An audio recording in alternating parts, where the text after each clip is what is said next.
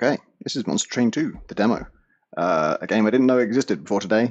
They sort of surprise launched this, and I am in an unusual fit of timeliness, actually playing it on the day. I've played this once so far, and so hopefully I've got rid of like the most annoying lack of comprehension that I might hit. I don't think I want Covenant yet.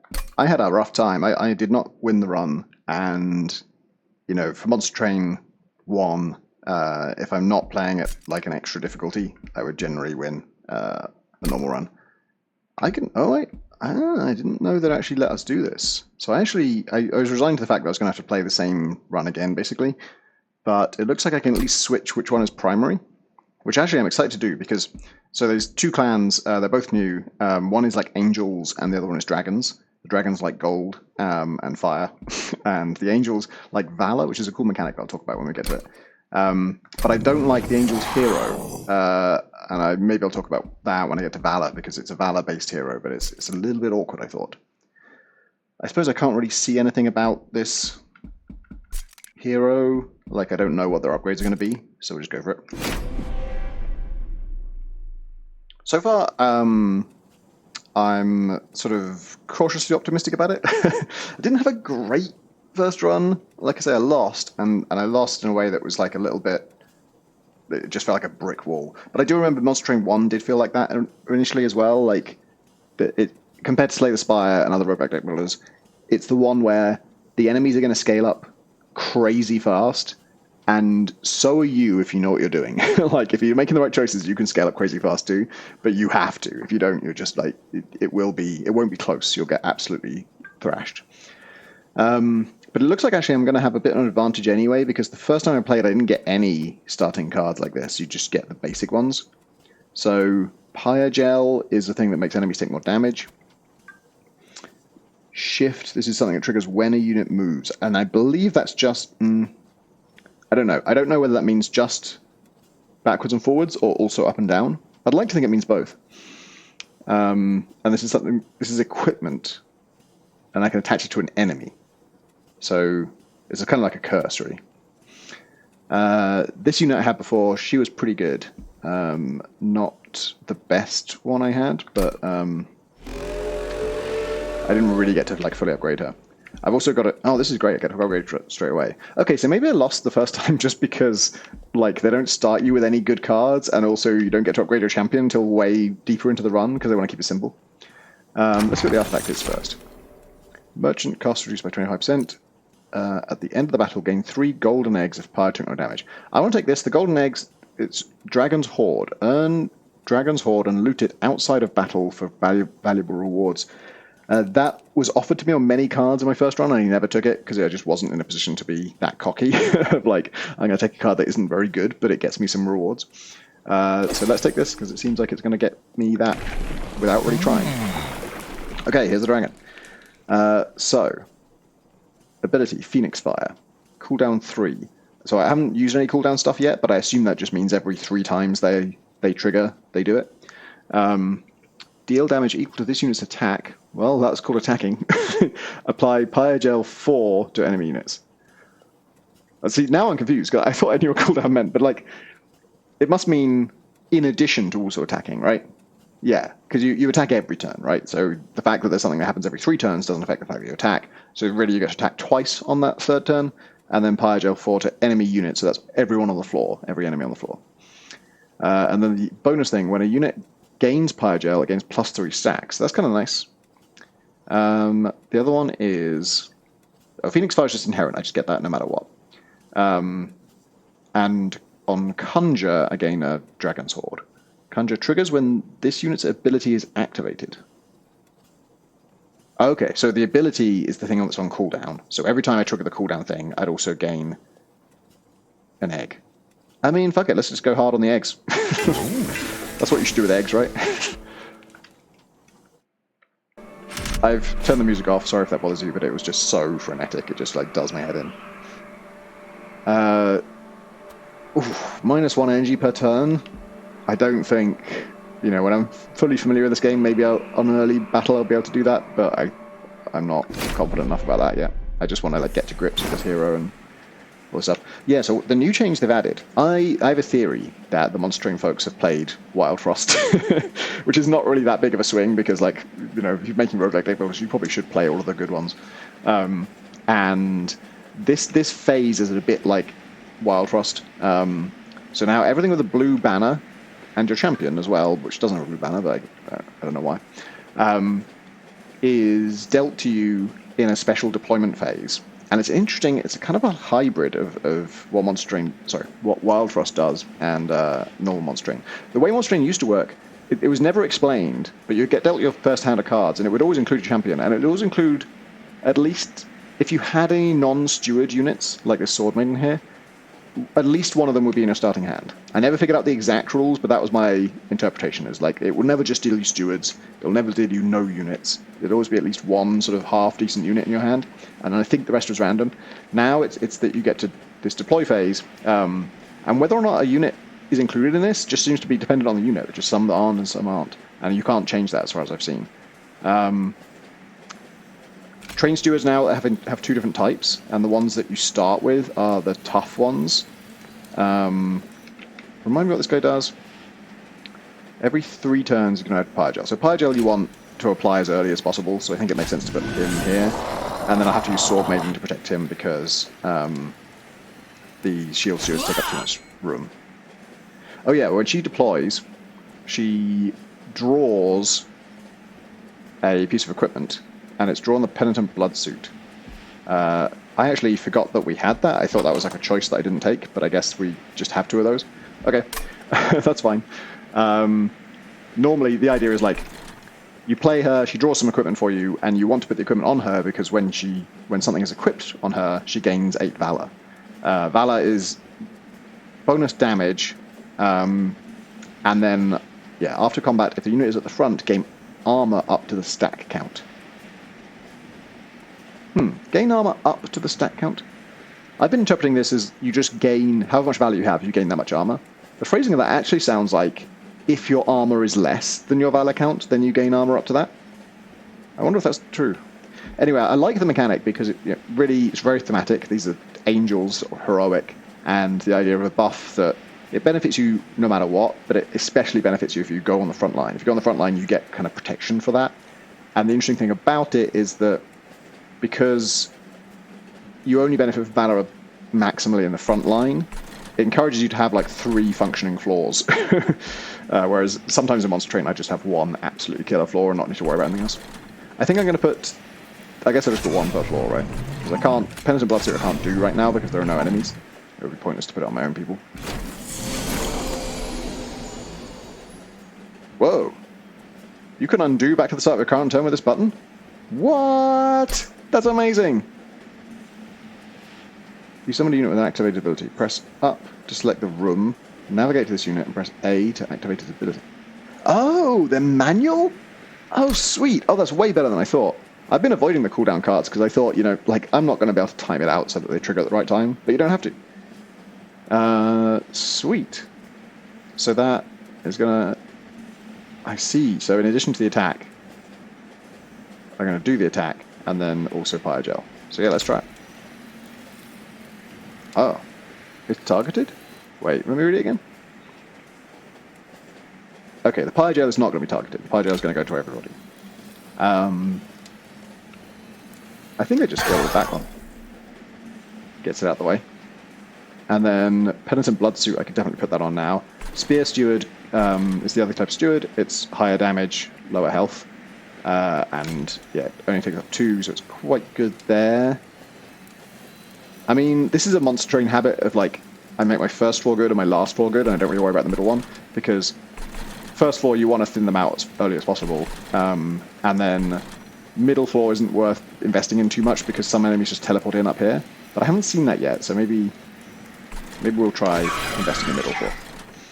And then yeah, I'm pretty sure I'm going to do this. Going to hurt him. Yeah, so the triggers every time it shifts. So yeah, shift must refer to ascend and descend as well. So when he goes up a floor, he's going to take damage. Otherwise, that'd be kind of pointless. And then Valor. Yeah. So because Valor benefits you in the front spot, and this also advances the unit. It's clear that you're supposed to be kind of juggling your people, like Valor to one, Valor to another. So once they've taken too much damage, you can switch the other one out. But I find with stuff like this, I just want to stack it up. I just want to have a lot on one person, and especially because like the more Valor they have, the more armor they're going to get. It seems better to just keep them in the same place.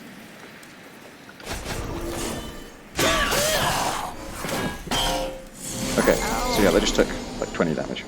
I might slow it down a tiny bit, just because I've sped it up after I got used to what's going on. I do find it's like a little bit... Something I like is that the combat speed obeys what you chose, but then the speed for people like moving up floors and stuff, I think still stays kind of slow and smooth, and that actually is appreciated.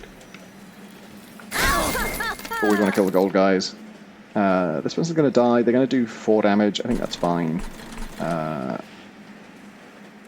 This, I could just kill the healer at the back. I think that will affect things a lot. Yeah. So they're taking 15 more damage now, basically.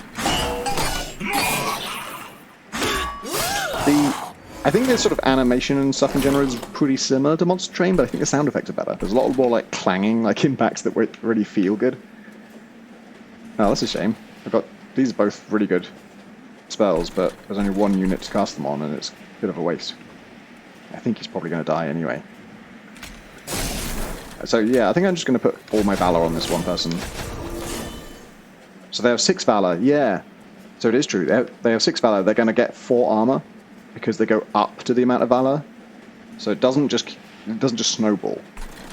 I'm just going to save these because they consume, and I don't think we need them. I hate to use that on something where you only hit one enemy. Okay, so this is the boss. If you're not familiar with Monster Train, when the boss shows up, they're going to keep fighting until they die or you die. And in this case, we're going to die. Losing a champion is not a big deal, by the way. It's just, you know. Oh yeah, the ability. I forgot about the ability. I suppose that like flaming icon is telling me the ability's ready. We should definitely do this. And I think that heal triggers like every round of combat, so we should definitely get rid of that. Oh yeah, 218 damage now. And I think just putting one Pyro on him should make him die. And then the rest I'll just valorize. Don't think it's going to save her? No, doesn't matter. Oh, I should have checked that this person's going to die, but they are. I like the 2 types of stewards, the like tough one and the damagey one. The damage difference isn't as big as I would expect, but like quite similar. Okay, so that's some equipment. It might be worth having that just because it synergizes with that one unit that draws equipment. I think there's no guarantee she's going to draw the equipment she can actually equip, but it gives her 10 extra health. So equipment, you have to cast it on people, but they can only have 1 at a time. There used to be a lot of buffs in Monster Train 1 where you had to cast them on people, but you could just do as many as you like. I don't really like this. Jelly Sneeze. Cooldown 3, deal 1 damage, then apply 10 Pyre Gel to the front enemy unit. So I think that, again, that could be targeting 2 different units, right? You could target the 1 damage to someone at the back, then Pyre Gel to someone at the front. I just feel like for a whole unit slot, it's a bit slow. This thing's going to die easily. It doesn't do much damage by itself. We are kind of going big on the dragon hordes in general, but 3 cost is so expensive. It's just so crazy. I think we're going to get this. So these are that was the dragon cards, and now this is the angel cards. Consume, advance, apply damage shield 2. I feel like the game overrates damage shield relative to how valuable I think it is. Advance, apply melee weakness 1. Oh, so this is something I cast on an enemy. Oh, that's kind of interesting. So you can like pull out the guy you want to take out and also make him vulnerable. That could be good. Cleave, deal damage to enemy units equal to the attack of the front friendly unit. Oh, I like that. But it's sort of a bit of an inherent anti-synergy in that you usually wouldn't put your most powerful unit at the front. You usually have them at the back and tanks at the front. I think I like challenge. The Fireborn clan can earn Dragon's Horde. Rewards grow as you collect more. You can lose it now or save it for later. Okay. Oh, nice. Something I've always liked in Monster Train is it's very good at like a big part of the game is judging how well you're doing. So those extra challenges you can take on, if you're feeling like you're doing well right now, you take them on because it's going to be worth it long term. Let's definitely view loot levels. Oh my god, this is more information than I want to process. So it's... Wait. The reward is an egg? Why is the symbol for the reward also the same as the symbol for the thing that you pay to get the reward? What I think that egg next to the 25 means a random Pyreborn artifact. And then the glowing egg is to select one of 3. But they need a different icon for that, because that's also the icon for the thing I'm paying. Oh, and this one's less minor. I see, so the box is a random artifact, and the egg is a minor Pyreborn artifact. Anyway, I've got 5. I see, so I'd get 50 and 1 or 3 of those. That seems alright, although 1 more gets me a real artifact, so I probably want to save for that. Let's save it. I don't feel like we're in any great trouble yet. My instinct to Monster Train was always go for unit upgrades rather than spell upgrades, and that has not changed, especially because now a lot of your non-unit cards are also not spells. In the first game, I believe they were all either spells or units, whereas now there's things like equipment, there's room upgrades. The order of operations here, because you can do anything in whatever order you like. But once I look at the units, I can't back out of that. I have to choose. Whereas I can look at the shop for free and then back out of it. So I can see what upgrades are available. Large stone, 50 extra health. Jesus Christ. This one makes them fragile. That's not good. 20 health, 10. Okay, so large stone is the only relevant thing here. So don't do anything there. Then go and see what the options are here. Magma Mauler, strike, apply Pyre Gel, 8. Miser, Avarice, 10. This one's like decent stats for how small it is. When a unit with Avarice deals unblocked damage, gain money equal to Avarice. So every time they do damage that isn't blocked, I'll get 10 gold. That's pretty good. Maybe I'll sort of go for like wealth in general. If the Magma Mauler was great, I'd be interested, but it costs 2 to cast, and Pygel 8, I don't know, Pygel feels kind of slow. So I could, if I put Large Stone on the Miser, they become an insane tank and a lot of damage, and they're still only a 2-size unit. That seems really good. On a Spear Steward, it's, yeah, no better, really. Swordbane is the only other one I consider. 74 health at that point, which is crazy. Doesn't particularly synergize with anything, I don't think. I'll be putting some lava armor on her, which gives her more health anyway. And the Valor sort of matters less when you've got that much health. Yeah, I think I'm just going to go with my first instinct. Miser. Let's see if I can make a gold farm. I could even give him some extra attack here. It's very cheap. And I can still remove. If I was sort of more invested here, if this was like a unit I really treasured, I wouldn't waste the slot on a small upgrade. I'd wait for a really good one. But I think it's fine here. I think we just want to make some money with this thing. It's not going to be the thing that kills the final boss for us. And I'll remove something. I think I'm going to remove Valor. That card applies so little Valor. And the other one does damage, the other starter card. And just being able to kill something at the back of a row is really useful. Draw -1 each turn. You know, I might be able to survive this. I feel like we've got a really good unit going. Mind you, it's a unit that gets us gold, so we need this reward less than normal. But let's just be really greedy and see where it gets us.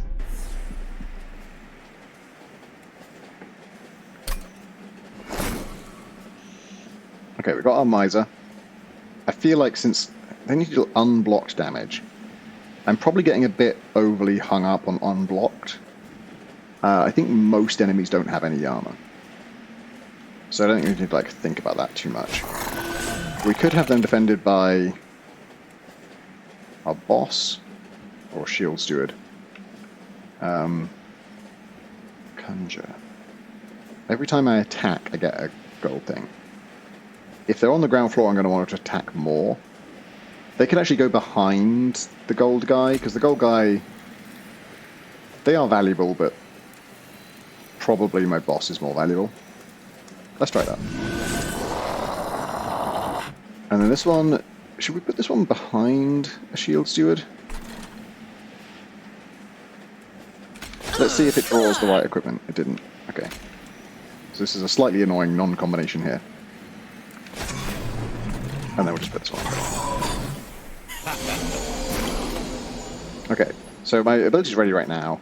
Yeah, Pyrogel's slightly unsatisfying because it doesn't do anything immediately. You know, you've got to wait for it. You've got to hit them with something else, so it's useless. The fact that it hits everybody, normally that would be great for killing low health units, but actually it does nothing to those guys. They're already going to die, and if they weren't already going to get hit, then it wouldn't help with that either. Overflow, Pygel to everybody. This ghost's face on the back guy is Vanguard. Applies when the unit is at the front of the floor. So this is going to be a thing where like he gets worse when we kill his friends. Like more dangerous. I guess I could Lava Flow first, and then kill those guys with Fire Starter, but then I'm just making this guy more powerful, aren't I? +8. That's quite serious. I think we hit him with this and this. Oh, I should have done this first. Because then each of these damage instances would have counted for more. But yeah, so this should get us 10 gold, right? Yeah. Nice.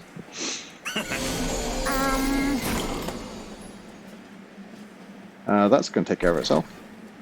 This guy's nasty now, but he's not attacking anything too valuable. We'll put the Spirit Guard down. I feel like... Oh, it's a shame we don't have any normal attacks. Pygel doesn't immediately help us here. Oh, my attack is ready. I think we'll use that to kill the back person. And then, yeah. Front guy's going to kill the weak one. Boss is going to do 15 to the back one, +4 for the Pygel. I think this is all okay. I might just put some Valor on our front guy. I'm tempted not to use this. I don't think it's all that important yet. Although these 80s are quite tough. Yeah, fuck it, I'll put it on 80.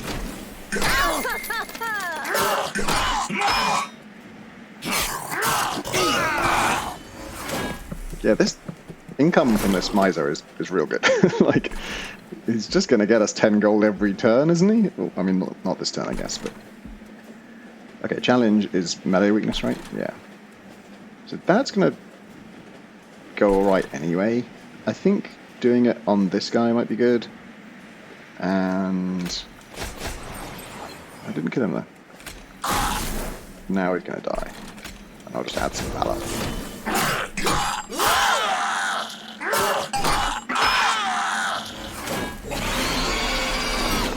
Final wave already.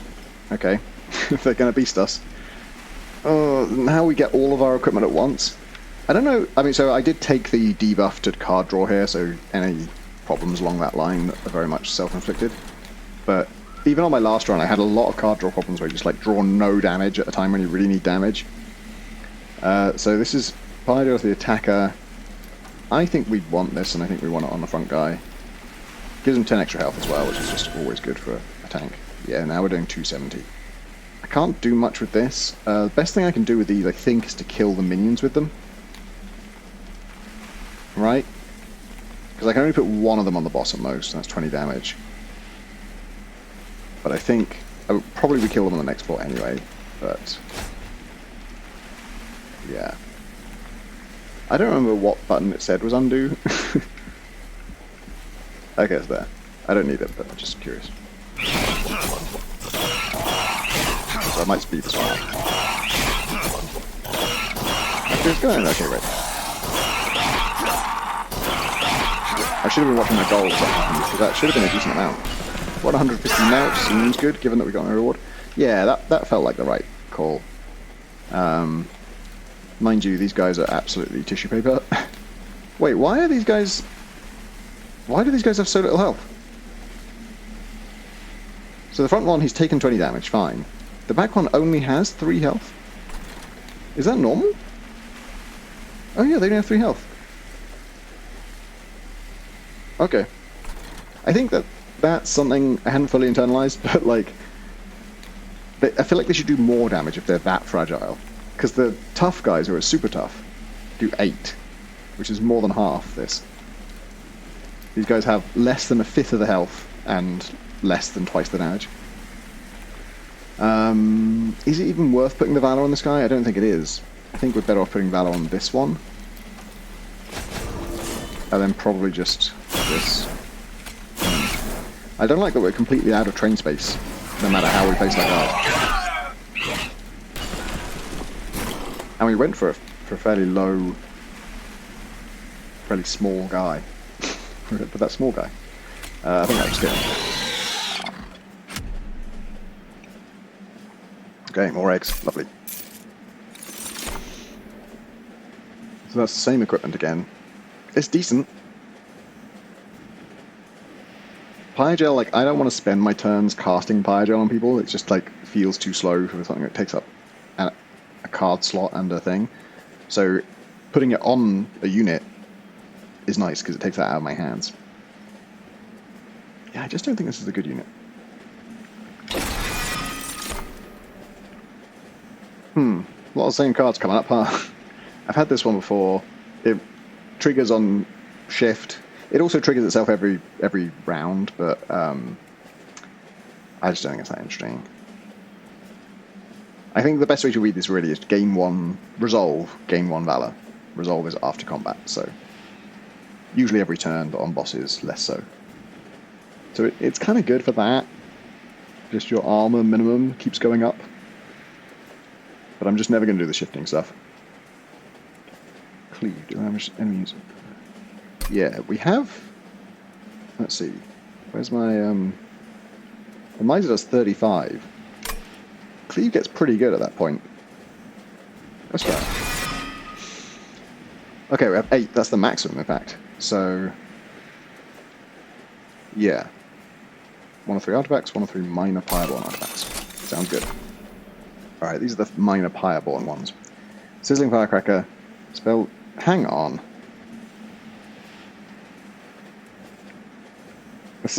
I think Sizzling Firecracker is exactly the name of the card in Wild Frost that adds damage to your spells, to your items, as they're called in Wild Frost. There was something else in this that I thought was the exact same name as the Wild Frost thing. Welts apply...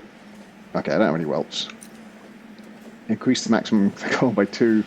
I mean, I suppose this isn't the main thing. Spells gain plus 3 damage for each upgrade on the card. That's decent, actually. And this is the maximum we can ever hit for gold, for eggs, so it doesn't feel that worth... Oh no, wait. What am I saying? This increases the maximum. Fuck it, let's go full egg. Cleansing water, 50% chance to remove all buff effects from enemy unit. That is pretty good. After the deployment phase, summon a random unit from your deck on each floor. I don't love that. On deployment phase, draw an equipment card from your deck, reduces cost to 0. That's kind of nice. I think Cleansing Water is better though. That's just a very... Half the time, that's incredible. And there's no other way to do that.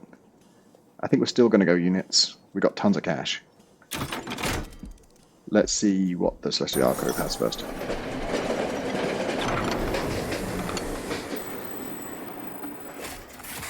The train stops before a peculiar kind of workshop overflowing with wondrous boxes.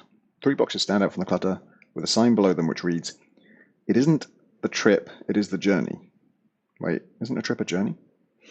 It isn't the gift, it is the container. Respectaculum. Respectaculum. I feel like that's a pun on something, but I'm not getting it. Small gift box. Oh, wait. Oh, okay. Combine 3 spells, I think they're saying, into like a single card. Oh no. Consume, add all 3 contains spell cards.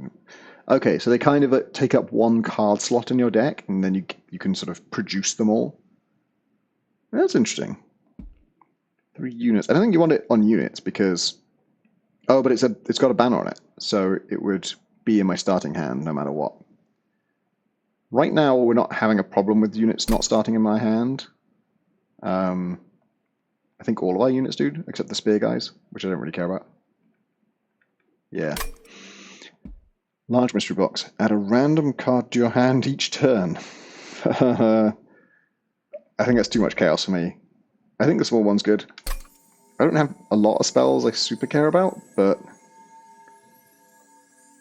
I suppose like ones that synergize well together makes a lot of sense here.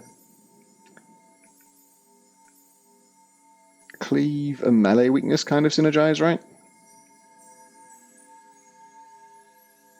Yeah.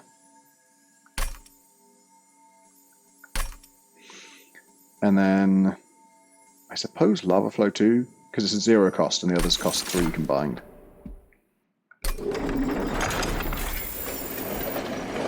So in my deck now, there's like a box that gives me those 3 things, right? Yeah. Okay. And those 3 things are gone from my deck, right? Yeah. Okay.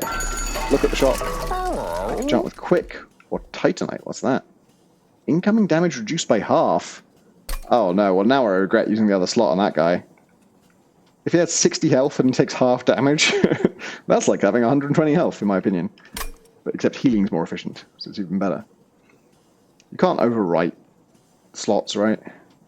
I don't think you can. Okay. But let's look at the unit.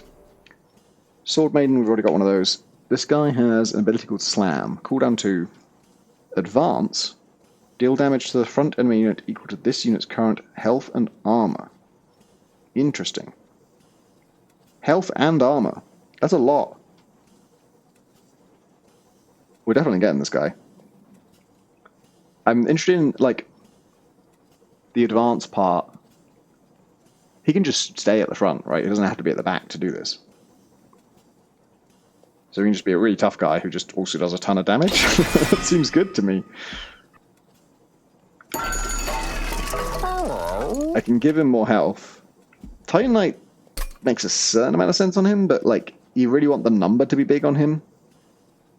I mean, it helps the number not get smaller. There's going to be, the large stone on him would just be incredible. Which makes me reluctant to use slots on him. Titanite on Miser is... Oh no, I still can't. He's full, isn't he? You can't upgrade your boss with these things anyway. Which is a shame. So I don't know what I'd put Titanite on, really. Like, this guy, sure, it would help him.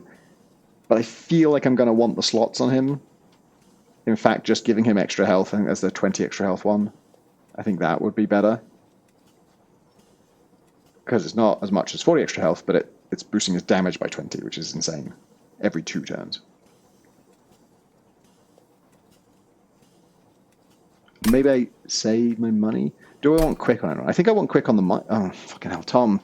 There are no slots on the Miser. Stop thinking about ways to upgrade the Miser.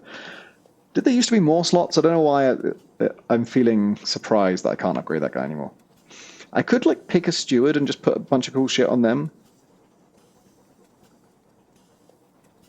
Is Quick good on the Sword Maiden?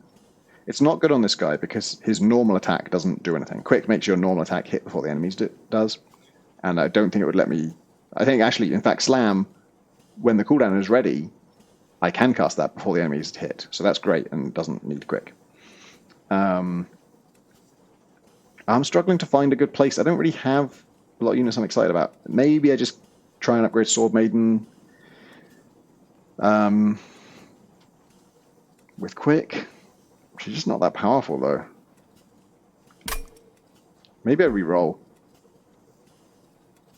What if I just put the health on him and then re-roll and hope I get a large stone? Uh-huh. It's got to be good, isn't it? Titanite sounds super cool. I mean, now that I've put the health on him, if I then put Titanite on him, isn't that good? Because he's going to take damage. He's going to be at the front. Even if we don't start him at the front, he's going to end up at the front. So losing health at half the rate is going to keep that slam more powerful for longer. You know what? I think I've convinced myself. I think we should put Titanite on him. Because he doesn't benefit from multi-strike, really. Is there someone I'd like to just put this on? See, this is the kind of thing, like, when you're adding 10 damage to something, if this was a good glass cannon, you'd want to put it on the glass cannon. But actually, I think you just put it on the tank, and the tank is now more powerful than the glass cannon and really tough. And then you just get rid of the glass cannon. I think the Sword Maiden is not doing much for us right now, so buffing her just seems maybe good. I found it hard to get excited about that unit. And then I'm going to remove... I think we already moved... Oh, let's remove these.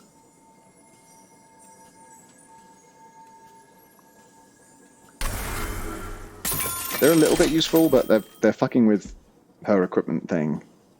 I think I'll remove one, and then the rest... We are already full on our thing. I think I'll remove Spear Steward. Because a unit that I can't place is like a curse. It's like just taking up space in your deck.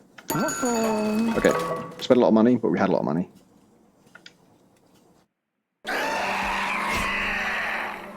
Jesus. Calm down, dude. Archeon gains Rage 3 on Siphon. What's Siphon? Triggers when enemy unit dies on the floor. Now, I read this and I thought, what do you mean by enemy? Because from his perspective, we're the enemy. Do you want us to factor that in? Some games will do that. When they say enemy, they mean from the perspective of the person doing this. But I think in this game, enemy means not the player's faction.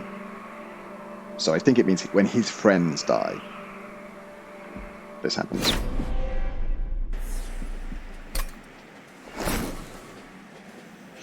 Okay, this guy, do we want him on the first floor? There's an argument of like keeping him further back so that he can, so that he's like ready for things, like his cooldown is always expired. In fact, there's maybe an argument for keeping them both on the same floor. Maybe not. There's a bit of redundancy there. I don't know, these two on the top floor are kind of interesting. And the Miser on the ground floor. Let's try that.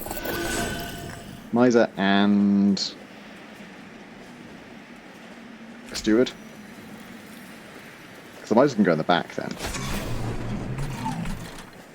And then this feels a bit mad, but especially because he's so tough, like. But I just like the idea of him always having that ready. Oh, we want... Oh, this isn't great for the dragon, actually, because you want to trigger the dragon every time it's ready.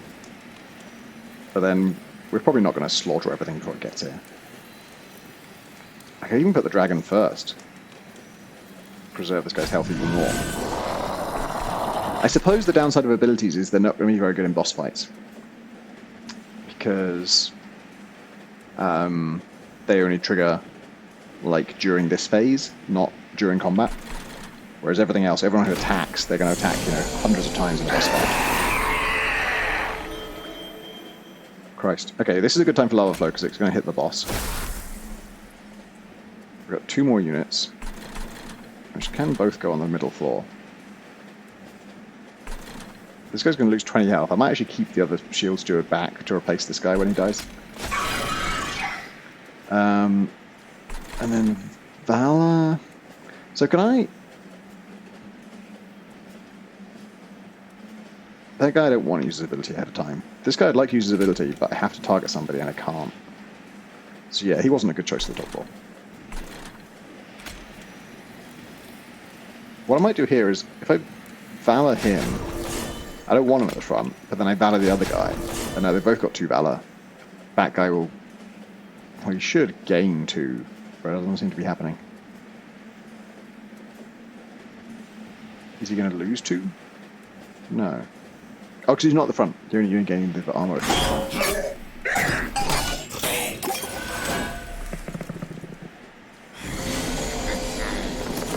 God. This enemy faction are freaky. I like all the eyes. And they're grafted on limbs. Okay, Sword Maiden. I have now drawn. So did I not draw her initially? Did I run out of energy today? Because she's got the blue banner, so she should be drawn. I think we can preserve that one a little bit longer.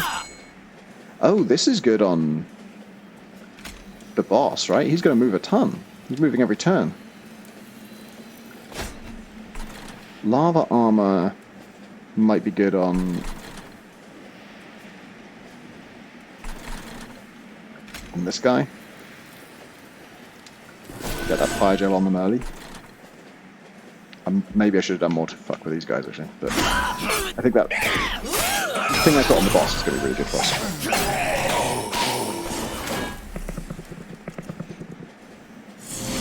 Oh, did he not move? Oh, no, he didn't. Yeah, that works. Great. And here's our gift box, which I seem to recall is good for multi-strike.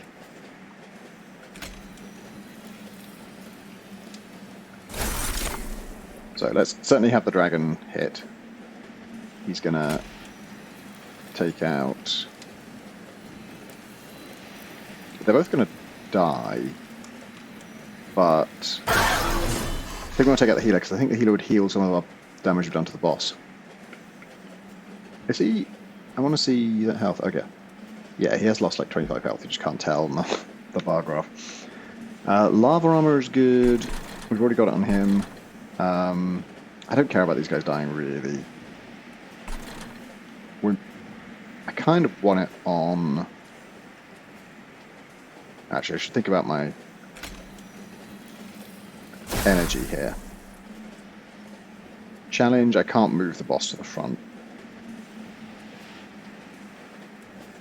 Cleave, actually quite good here, because I got decent damage at the front, and these guys are in trouble. The only guy's going to die now. That's making me rethink maybe putting out lava armor on this guy, but probably not, because they're going to die soon anyway. Actually, my champion's going to die pretty soon. Let me... Sorry. Slam deals damage to the front enemy. I think I should use Fire Starter to kill this guy. And then if I had the energy, I'd love to do challenge, but I can't. So instead, I'll just do this. That was significant.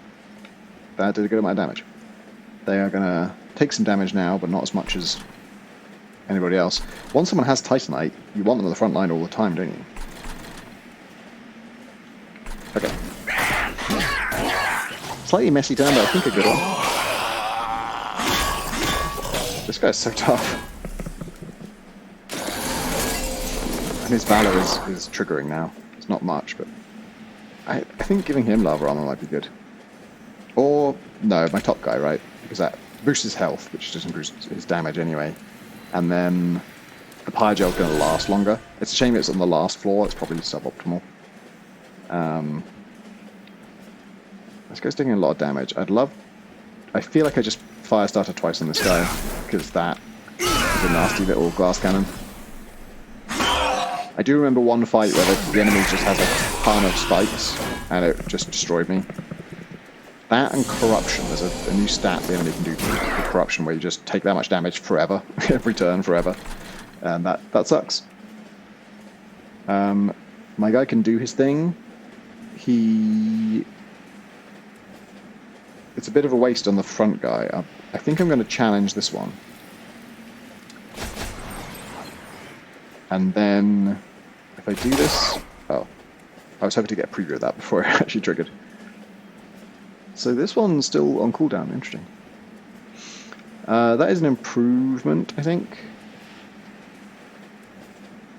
I might give this one more Valor. Because presumably, Titanite... Hold left trigger to see more. Incoming damage reduced by half, so that means armor is lost more slowly as well. That's great. Yeah, this isn't going to kill him. We're falling a bit behind the curve here.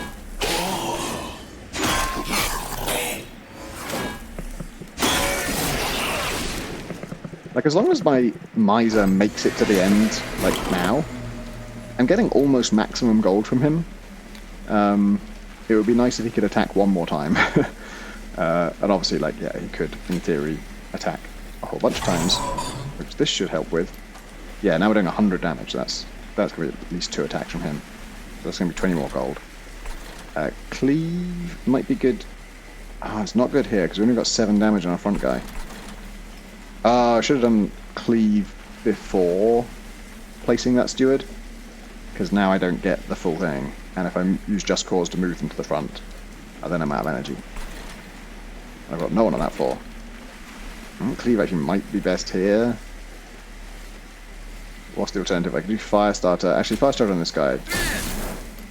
I can kill him before things trigger. I thought that would get us... Oh shit, the dragon could have done his ability. He should do it now, I think. Or does that mean he won't have it ready for the boss?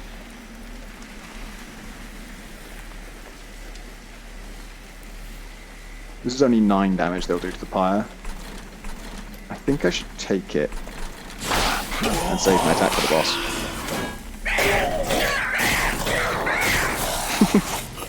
That fight looked funny.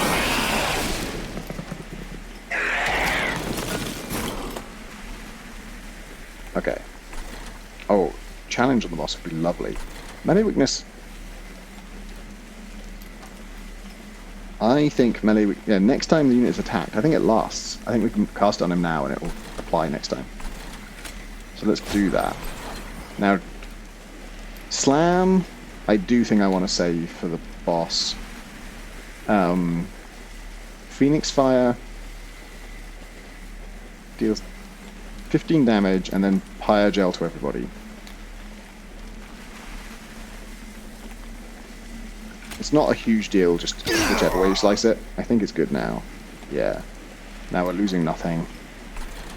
I could Firestarter on this guy, stack up some more Pyre Gel, or I could Valor this guy. I think I'll Valor this guy. Since, like, the 4 armor is like having 8 armor on him. Titan Knight's really cool. Hey, we win. Well, just for variety, now I will fire to start.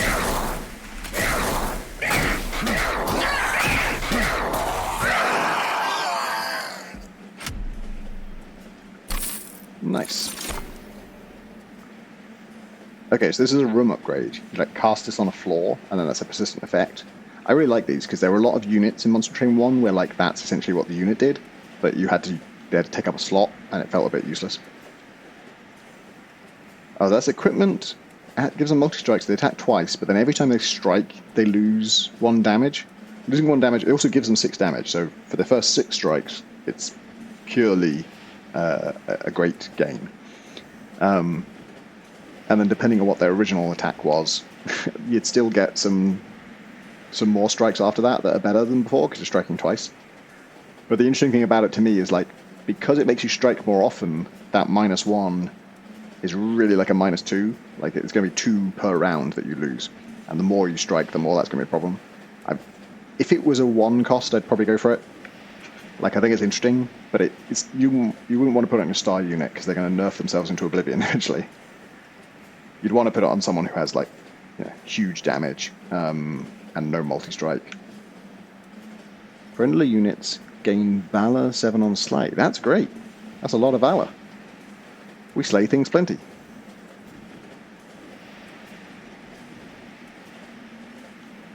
Let me think for the multi-strike thing. I don't think there's anyone... Sword Main's probably the one to go with. Oh, wait. Oh, no. No, wait, yeah. Miser, right? His slots are full, but I can still put equipment on him. If he hits twice, he's getting twice as much money. And sure, he'll taper off over time, but he does a lot of damage. It'll take him a long time to taper off. That's actually really good. I won't, it's going to be touch and go whether I get to put that on him, in a timely fashion, but I think it's worth trying. This guy, Strike, gain Valor 1, Shift, gain Rage 2. I'm not that interested in Shift. Valor 1 for every strike is quite good. Avenger. Revenge, apply melee weakness 1 to the attacker. That's pretty good. So they attack him. Let's think. Enemies attack first in general, right? So they attack him, and then whoever attacks them, you do double damage. If he's at the front, he'd always attack first, so it would always be his attack that benefits from it, I think. Strike. Apply Pyre Gel 8. That's a lot of Pyre Gel. That's decent. I don't like things that cost 2. These all have blue banners, so they'll all be in my starting thing.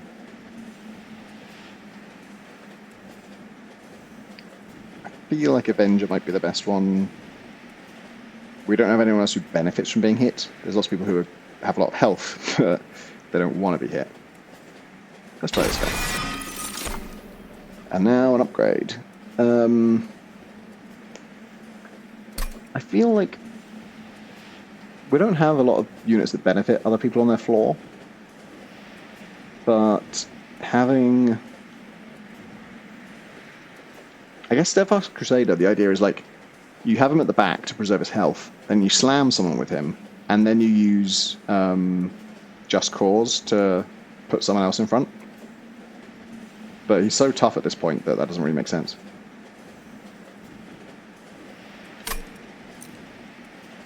Considering you get +2 on capacity on the floor rather than used to be +1. And I thought it was pretty balanced at +1, so really this is a big benefit. But yeah, I'm not feeling that incentivized to keep a lot of people on the same floor. I'm leaning towards this, actually. Wait, what is deployment ember? Additional ember to start deployment phase. So does that mean I get 5 instead of 3 in the deployment phase? I think it might. We're going to save that, obviously. Champion upgrade, I'm excited about that. Don't know what the champion does yet. I think the left route... So, Merchant gets random selection of artifacts. Okay, that is relics, isn't it? Here I get... Oh no, it's not a free relic. It's a free equipment or room card, which is not as good as a relic. Okay, I think I might go this way then. I've got a good amount of cash. Let's see what's in this shop before we do anything else. Restore 2 pyre health when a whelp dies, don't care. Valor grants an additional +1 armor per stack, I like that. And spells going an extra upgrade slot. I'm probably going for Titan's Edict. We haven't gone hard into Valor, but... Okay. This one's upgrading the thing we already have. Gain 2 eggs and 25 coins when they use their ability. I haven't been great at utilizing that. I've got to put him lower down. The extra health here is nice. The other one is Overlord. On Slay, gain +1 attack permanently. That's nice. Probably would have been nice as the first upgrade. But I kind of wanted to keep going for the eggs. We're just doing like a green build here. Let's check what's in here before I buy artifacts. The Historian has set up his carriage near the rail. Inside open crates you catch glints of various artifacts scavenged from remnants of trains long past. You possess artifacts I have yet to add to my collection. Could I take one? Of course I'll trade you for it. So I could get 2 random artifacts for cleansing water. Or I get this one. Friendly units get +10, but -1 for each artifact you own. So we have 4 artifacts, I guess, if these all count up top. I think they're all artifacts. I think this is just the artifacts panel. Like, these are sort of long-term upgrades, but I think that still counts as an artifact. So this would be +6, and then it's going to go down more. It's still decent. I suppose I want to try this. This seems more fun. When a card with Consumer's Blade deals 30 damage to the front enemy unit. I don't know if I have a lot of those. When you draw any non-champion card, its cost is randomized. Oh no! Between 0 and 3. I don't like that at all. That is going to fuck me over much more than it's going to help me. I'm just going to skip that one. It's only good if you have some super expensive guys. Well, that was a bust. I think I would have rather kept the thing I had in the first place.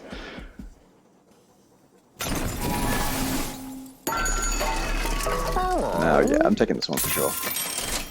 I can't afford to reroll and get something else. And then I've got no whelps, so that's nice. I could remove. I might remove something. I might remove the other bad armor. Or I think I'm still out of space for these guys, aren't I? I think I'll get rid of the Spear Steward. They're kind of useless.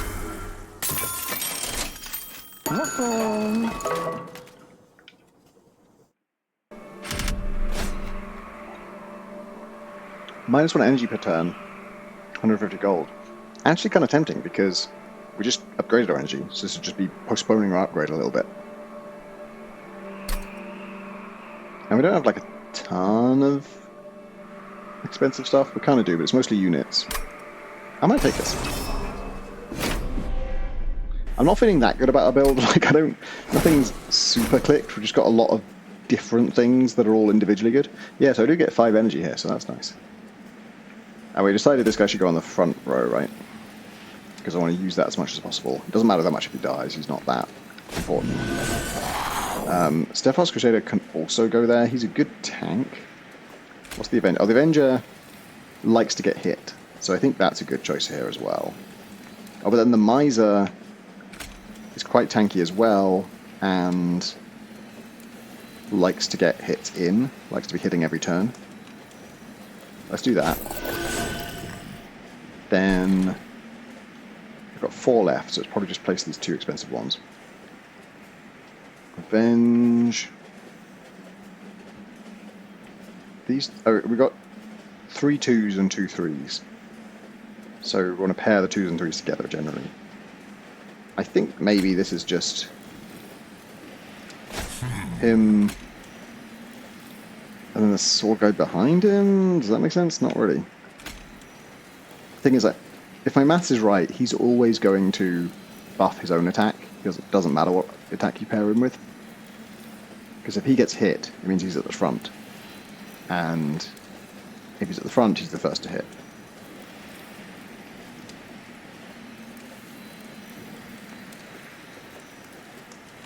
Oh, you know what? This is worth doing anyway, because it draws equipment. Oh, shit. It drew just the right equipment, but I don't have the fucking energy to play it. Well, that sucks. And now I can't play that guy either. Fuck. Fuck. I really screwed that up. I guess I want one of those there somewhere. So after that happens, all your units get shuffled back in your draw pile, so they don't get left in the discard, which is good. Oh, this is going to be horrible. These guys with the thing on the back, they're going to add curses to my deck, to my draw pile every turn. They're really brutal. There's so many things that are so much harsher than it needs to be with that mechanic, where they're not just added to your deck, they're added to the top of your draw pile, so you're definitely drawing them instead of cards you would otherwise get. And then also, they're cards that not just take up space in your deck, but they also damage your pyre if you don't play them. And then also, even if you do play them, doesn't get rid of them, just puts them in your discard pile. They still keep coming back, so your deck just gets worse and worse and worse indefinitely. So killing these guys is real good if you can do it. Cleave would do it. So would 2... No. 2 fire starters wouldn't do it. I think it's just going to be Cleave. It's expensive, but the longer we can postpone that... Oh, I'm an idiot. I could have used his ability. I keep forgetting about his abilities because they're new. We want to use that anyway. Valor? I think I do want to do that. Just a question of on who. I suppose it makes a lot of sense on him, right? He's going to tank damage and his damage gets doubled.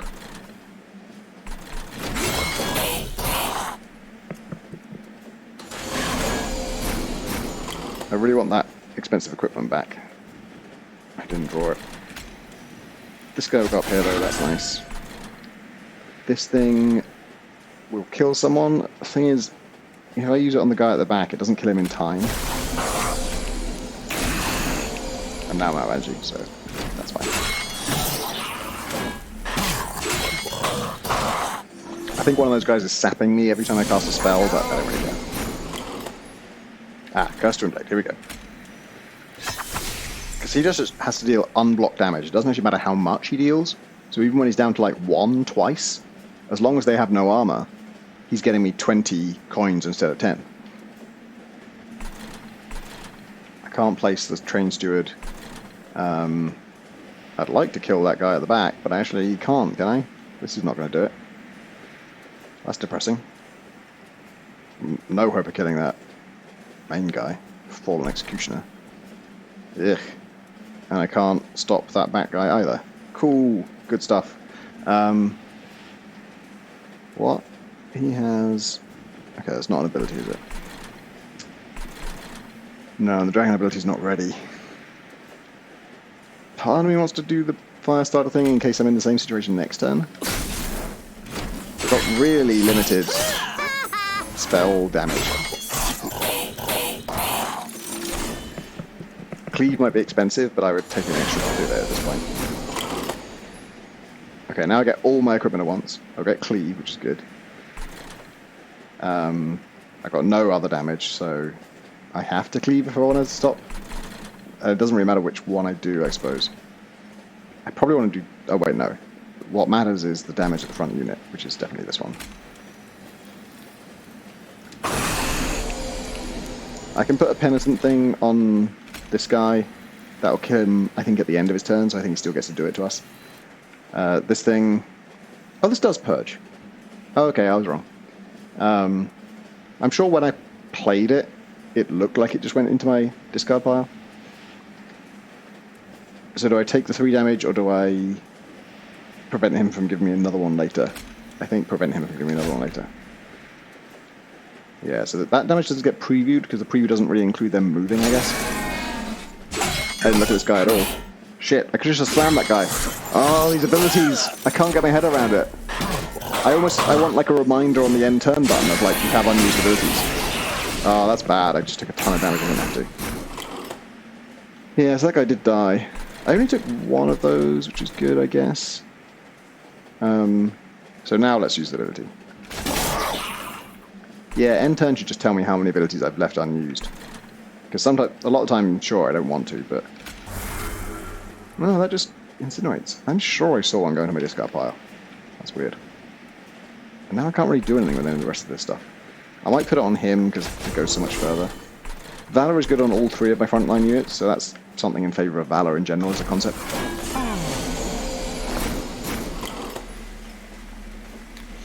Okay, well it wasn't too bad to get to this final wave, I'll say that. We'll certainly use his ability, and we'll use it to kill one of these guys. And then I think I just use all the rest of my stuff to kill... Oh, I only need 1. Yeah, just stack it up on the enemy. I feel like I've had 4 energy this turn.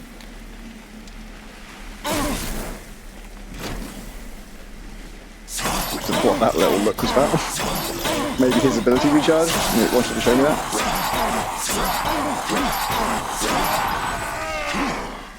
I feel okay about this. I don't mind losing my champion. 120 on this floor is actually pretty good going. It's this floor that I think is going to be the good one. Actually, we don't have a ton of damage up there, do we?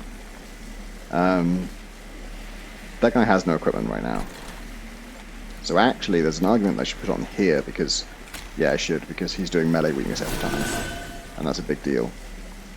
We want that for sure. And that for sure. I wonder... Pygel plus 14 incoming damage, and then melee weakness doubles damage. So do you think when he hits with 12, it gets turned into 26 and then doubled to 52? Or does it get doubled to 24 and then plus 14? I bet that it does the good one. I think there's no point in valoring this guy. I mean, the damage buff is okay, but I don't think he gets the armor.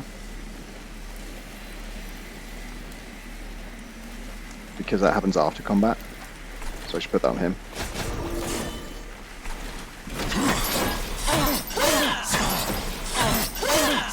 Yeah, I think I'm right that it's the revenge guy is the one who benefits from that. Okay. Yay, that's a kill. Nice. He doesn't have armor yet, right? There's no equipment on him yet. So we do that first. We also do any damage buffs first.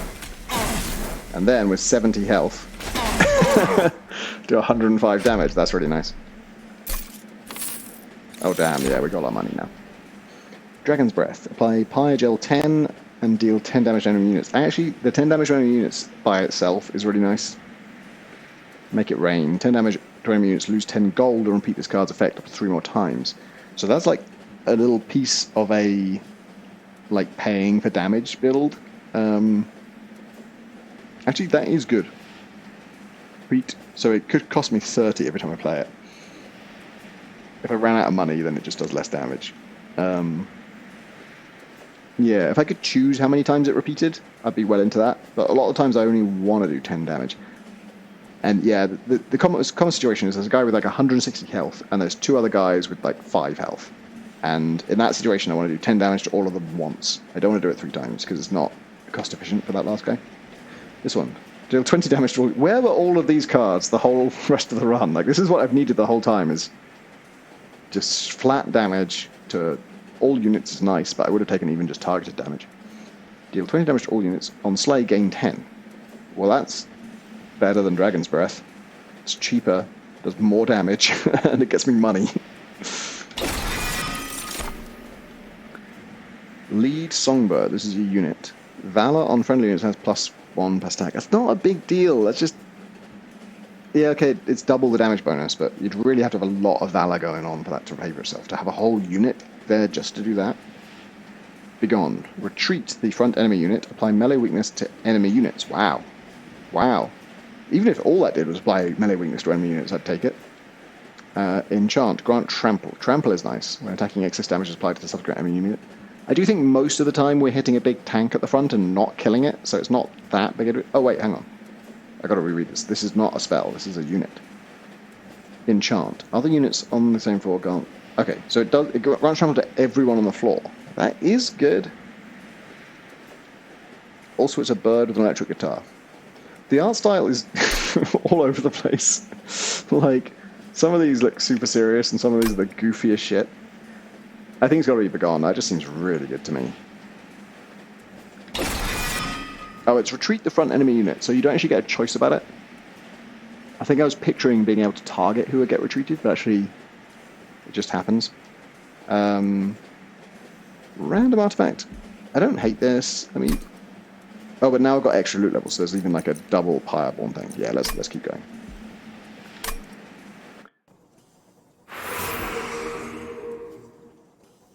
This is a unit upgrade thing. Yeah, we've got new units now to mess with. And also this gives me a new unit. And I do want more units, because I still feel I haven't quite got the best stuff. Multi-strike, that's the kind of thing I want. I could even put that on my gold guy, maybe. Gain an artifact, let's do that first. When you play 3 different kinds of cards in a turn, draw 1 and gain 1. Energy. After deployment phase, when you play your 3rd card of the turn, draw 1. So that is useful if you have low-cost cards, like 0-cost stuff, because actually I have extra energy. So that's actually going to be quite useful. It's like a little... It's not quite as good as it sounds. Like, 1 in every 3 card plays draws you a card. Sounds great. But the timing of it is a little bit awkward, because if you ever play a 2-cost, you're unlikely to play 4 cards. And then even if you are going to play 4 cards, for the card you draw to be useful, you can't have planned to use it. So it's more of like an improvisational style. 3 different kinds of cards. So spell, unit, obviously. Equipment, room upgrade. I think we have no room upgrades. So it's really just spell, unit, and equipment. It's not going to be that common, actually. That's pretty rare for me to do that. Yeah, let's try this. The fact that we have a lot of energy counts for us here. And we know we can make someone multi-strike if we want. Ability, Fire Breathing. Cooldown 2, deal damage equal to this unit's attack to enemy units twice. To enemy units, plural, twice. So if we can buff his attack, that's great. And this one's just Pyrogel. I only got a hot head. Off the top of my head, I can buff him for 10. I've got a ton of cash. So we're getting multi-strike. Just going to who it goes on. This guy, let's see. On Revenge, he applies melee weakness 1. I think if he multi-strikes, he only gets the benefit on the first strike. This guy, this doesn't increase his attack, and his ability is the cool thing about him. Slots full on those guys. So, Sword Maiden. When she gets equipment, she gains Valor 8, which is giving her 30. She will have 30 total attack. 30 twice is pretty good. He would be doing 30 total, because he'd do 20 the first time and 10 the second time. Yeah, this is... When you get Multi-Strike and Monster Train 1, I've almost always got a unit in mind who's like, this is going to be amazing on this guy. And here I don't. I think it's going to be there. Because I want to reroll. I'm inclined to just put 10 on him, because that's triple his damage. And it's going to do 15 twice to everybody. It's not optimal in terms of like the best things I could put in his slots, but I think it's worth it. Do I want Valor on anyone?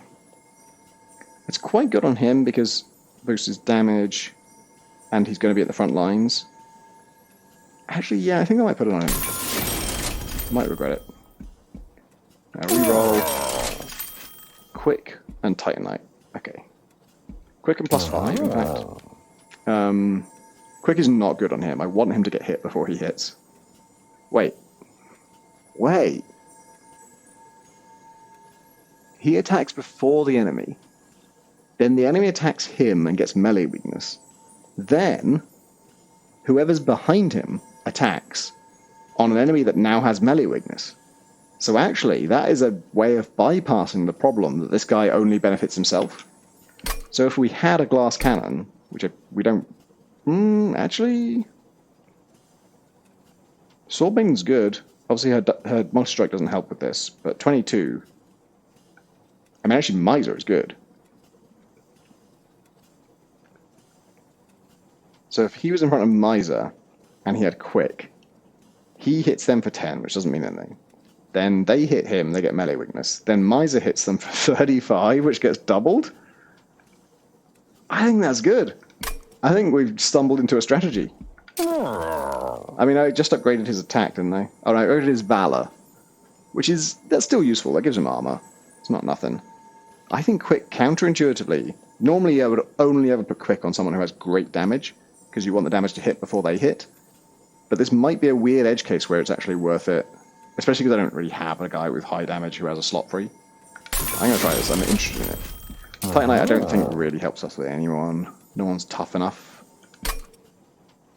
If I had money to burn, maybe.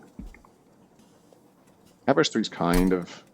I'm open to it. Maybe on like a steward. It's only 20 gold. Let's do that. I think I want to get rid of a steward, maybe. I'm still spending all my money. I thought with the amount of extra income we were getting that this would be just a non-issue. Okay, I'm excited to see how this works out. A Penitent Prayer Stone is spawned on each floor. Penitent Prayer Stone spikes 5, 80 health. No thank you. That sounds like it fucking sucks. Oh my god, this is too much. I have 6 energy. I'm not sure why I have 6 energy, actually. Like 4 normal, plus an extra 1 for the deploy phase. I don't know why it's 6, though. Okay. God, this is a bit daunting, actually, in terms of, like... What was I doing again? The main thing I remember is I want the Avenger on the same floor as the Miser. And that could be floor 1, maybe. I also like Phoenix doing his thing as much as possible. I'm sure I've forgotten it a ton. I just don't have the headspace for the abilities right now. I think let's just put these down. It's not as much health as I would like on a first floor, but we'll see how it goes. I sort of like this guy being the last resort. I think I want him as low down as possible, and maybe Fire Guy on the same floor, because this guy applies Pyre to everyone, and then this guy hits them all, if I get to use both their abilities. So that makes sense to me. And then the rest I can't place. So Valor on this front guy would be lovely, because he's real vulnerable. He's actually not gonna... He's gonna gain health. I mean, I know he's quick, but he's not gonna kill them quickly, is he? They would normally be doing 7 damage, and he's got 5 Valor. Oh, and we get double armor from Valor, right? Holy shit. I might have done something smart. I think I want to place the Sword Maiden if I can. She's got multi-strike, so that's nice. Maybe even in front of him. Some Bloodsuit again. I'm excited to put a lot of Valor on this guy now. Oh, it saps them. I don't really care that much. So now he's getting plus 11. And I just drew a card for playing that many cards. Bloodsuit might be good on this bat guy, because he looks like he's going to be a fucking problem. What is this? Retreat the front enemy unit. Apply melee weakness to enemy units. Did I... Shit, I was going to kill him, right? And now I'm not. Well, that sucks. Given that I'm not going to kill him, maybe I actually do want to do melee weakness on both of them. Okay, I'm not sure that was an improvement, but we're not going to lose any health, that's the main thing. Melee weakness -2. I didn't think you could lose 2 stacks. Oh, melee weakness... Oh, maybe it doesn't work how I remember. Melee weakness. This takes 3 times combat damage next time... Okay, so it's 1 attack takes off all the stacks of it. Interesting. That's kind of good. I think that generally works in our favour. Let's not do it on the same floor as them, because they have some kind of incant shit. This is... Actually, no. Wait, look. This is perfect. Let me do this to him. Everyone gets pyre gelled. And then ability... Was that it? I thought that was going to be a lot more impactful. I mean, they are going to die, but I thought it would kill them right then and there. Okay, cleave. We'll do 14 to everybody. Wait. Yeah. And the bat guy does need killing. I've got a lot of attack. Challenge is good. I might do challenge on this guy, because that tough guy, because yeah, they just got so much armor. I think an extra health on this guy is good. He's not a born tank, but we're making him a tank, so let's give him all the help we can get. Probably, putting on one of these two would be nice, but I don't think it's necessarily worth the stuff. I'll do this, and I'll also do challenge on this guy. Now he's going to die, I like that. And this guy will die from one of these. And now I actually can afford to put some armor on somebody. Just my dragon, maybe? It makes a lot... I think on this guy, actually. Which is not immediately useful, but it will be. Wow. Restoration. This is going surprisingly well. I feel like we're already close to the point at which I lost the last run. I don't feel like we're on the brink of losing. 20 damage to all units. So this is all about the slay. That guy has 80 health, which is not my favorite. Question Blade, I do want this on my money guy again. I'm tempted to just do that. Let me do that. He's going to die fine, so that no one else needs to do anything. I'm liking this in general, but I do kind of regret not having my spellcasters on the first floor, because I'm just not going to be activating their stuff nearly as often. I wish... This isn't going to kill the front guy, which is a shame.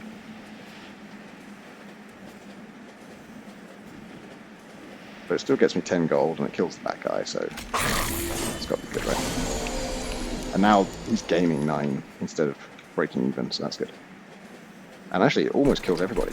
This is surprisingly working well. I don't know if it's a good thing for the game that I didn't think I was doing well, but I am. Like, I look at my deck and I just don't see anything. Like, it's not a synergy, it's just a bunch of stuff. But that stuff seems to be coming together okay, for now.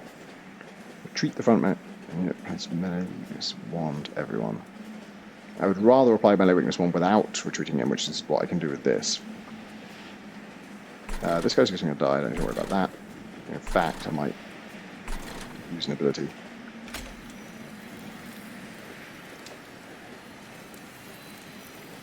Yeah, it's a slightly awkward thing. Oh, that's not even doing much. I think I want to do this. Give this guy as much survivability as we can. Yeah, it's annoying that Firestarter won't kill any of these. I think I'll put this on one of them, just thin the numbers. It's overkill, but... And I just don't think I want to do Begone. Oh wait, no, maybe I should, because it would triple the damage, not just add 2 instances of it. But then he goes to the back. But then, if we're not going to kill him... Actually, I think that's good, because I shouldn't have put that arm on that guy. But if he goes to the back, I think we kill all 3 of the other guys. Damn, we kill one of them just straight away. And he still takes 150 damage. I didn't predict that. Must be the miser hits him with his last attack. Yeah, because we killed one of them. Oh, you know what? I think that one guy died because I put the cursed armor on him, and then by moving the other guy, that counts as moving him as well. Because the move I did was move the front guy to the back, which I didn't really want to do. And so I would say that the minion didn't really move, but I guess just moving anyone past anyone else causes them to move. If so, that makes that stuff a lot more, viable. Yeah, we're still killing here, but it's a shame we're whittling down the dragon. Actually, the bat guy can just do this, right? Yeah. More Valor, please. I can't place either of these. I've really got to get rid of them. I haven't had any chances to remove... Oh, no, wait, yes, I have. Every shot we can remove stuff from your deck. I just haven't removed enough. Yeah, nothing I can do with my spare energy here. And this is the boss. Okay, this is going to be easy, I think. Cleave makes sense here, but do I want to put any of this on first? I think I do.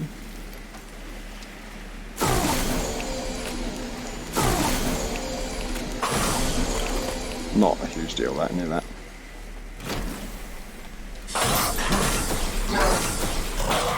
But this... Yeah, what's she gaining? Is she gaining melee weakness? No. Melee weakness is stacking up then being consumed. What is this she's gaining? Pyre gel? Okay. Quoto the Absolute. Quoto's a fun name. Wait. Titan skin. Okay, that's not Titanite. 7 damage reduction. Okay, so the Pyre gel is counteracting the Titan skin. This is not great. Only losing 87 here. That's not great. But we do have both our abilities ready, so I'll use those. Retreat like any weakness. I think there's no reason not to do that first. Melee weakness doesn't affect spells.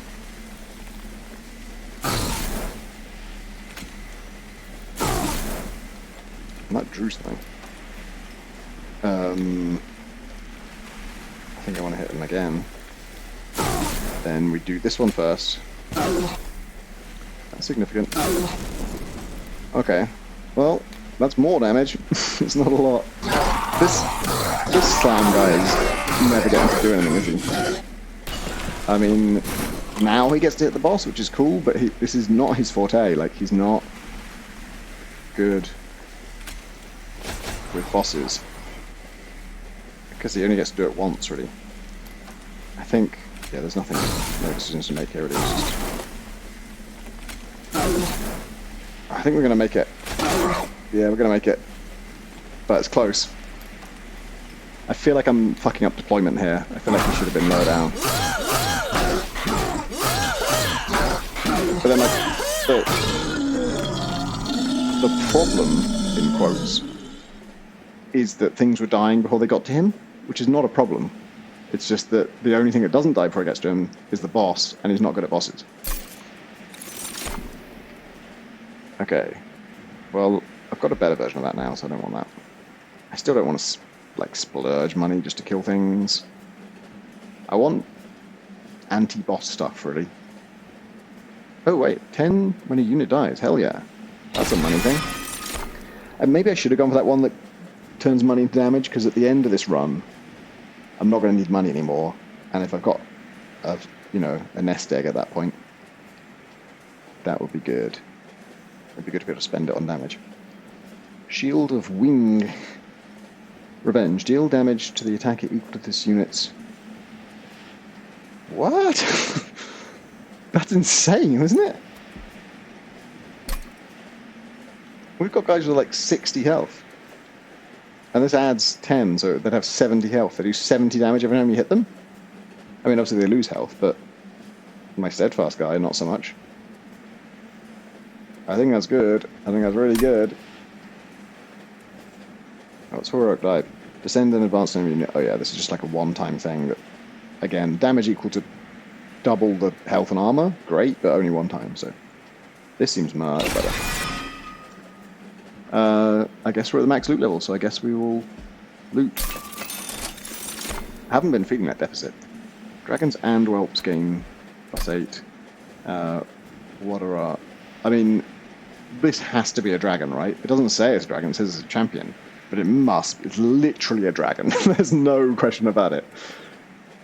This guy's a dragon. Oh, wait, yeah, him having extra attack is good. For sure. Oh, Miser's a dragon. I wouldn't have guessed that. Okay, well, I'm glad I checked. That is good. Units gain +3 and +3 for each upgrade on their card. So generally 6 and 6 for most of my guys. Again, decent. Actually, yeah. I mean, everyone except my champion that I care about would get +6/+6, which is better than just +8 for just dragons. When an enemy ascends, they gain Pyrogel 2. That's kind of slow to do anything. This might be it. Because for the 2 dragons that aren't the champion, it's very close to as much as this. If I was sure this affected the champion, then that would be a consideration. But I'm not. Like, it doesn't say dragon on the card. It really is a dragon, but it doesn't say dragon on the card. Oh, I can get both. On your first turn +2, that is actually really good, because we have a ton of stuff to place. And equipment, we draw equipment and need to place that. That's actually really good. When you damage your own unit, reduce its cooldown by 2. No thanks. It's tempting to get that, though, isn't it? And then we'd find out about the attack. I mean, actually, +8 on him doesn't really matter. Like, he's just not a damage dealer.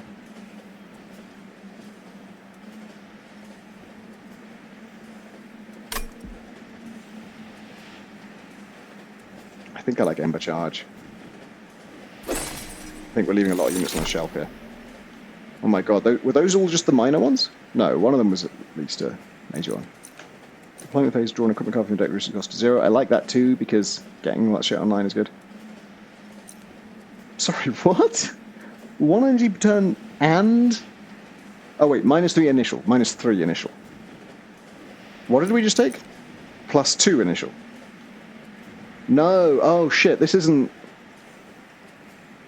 Wait, can I click on this? On your first turn, I don't think that's the deploy turn. Ah, shit, I shouldn't have taken that. And now I don't want this, because this matters a lot. Plus it will stack with this thing, which you didn't need in the first place. Advance the back enemy unit when it enters your train. Like, sometimes I might want that, sometimes I don't. I think this is it. Yeah, it's a bit, I don't know, misleading language to say first turn when you don't really mean the first turn that I'll take. There is such a thing as a deploy turn. Like, I would call that a turn. You click the end turn button at the end of it. And I assume that relic does not apply to that, because otherwise it would say deployment turn. So, artifacts I could buy, plus some equipment and room card, or buy some equipment and room cards and remove 2 cards and restore some pyre health. The remove is tempting, but I've got tons of money. So if the artifact's a bum here, I can just buy remove. I think that's better. Was that a new noise? Friendly units gain valor 2 at the start of the turn if they're at the front of the room. That's amazing. Oh, and this one gives me tons on the deploy phase. Oh my god, these are great. Max eggs by 3. I feel like, I hope we are late enough in the game that that doesn't really benefit us a ton yet. I'm just buying these 2. I don't need to look at anything else. That's fantastic. And I might even re-roll. Although it might leave me short. Oh no, wait, there's cash here. Let's look at this. Bloodthirsty Blade. Slay this equipment gains +2 permanently. That's fun. That's really fun. So you could, like, put that on a powerful enemy to benefit from all his kills, and then in later fights put it on a weaker enemy to benefit from all the accumulated damage. Multi-strike 1. Extinguish purge this unit from your deck. Interesting. And it adds +10. That's incredible. But then, you know, when the boss shows up, most of your shit dies. You're only really putting that on the last resort enemy, ally. -2 capacity. Create a copy of friendly units on summon. The problem is I don't have that before the deploy phase. I'd have to add that later.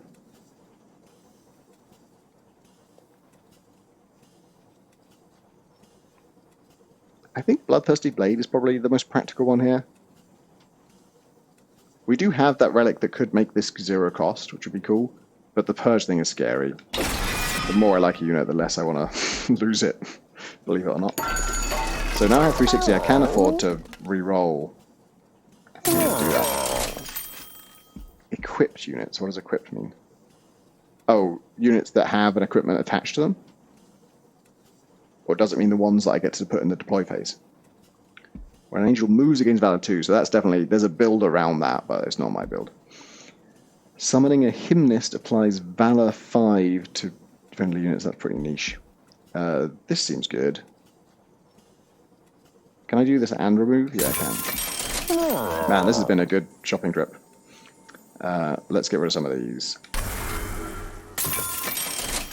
So I kind of like Valor now, because I'm getting double armor from it, and I've got a lot of stuff that triggers it.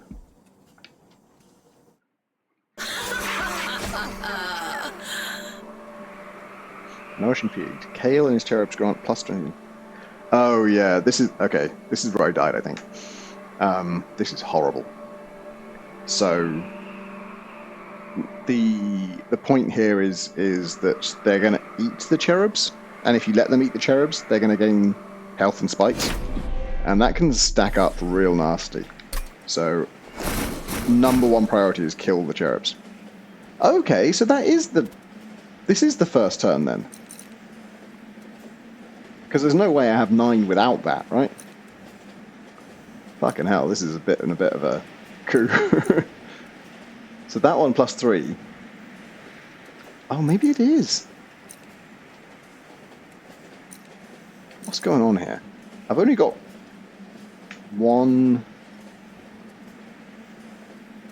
What I'm wondering now is if the first turn and the deploy phase benefit from this.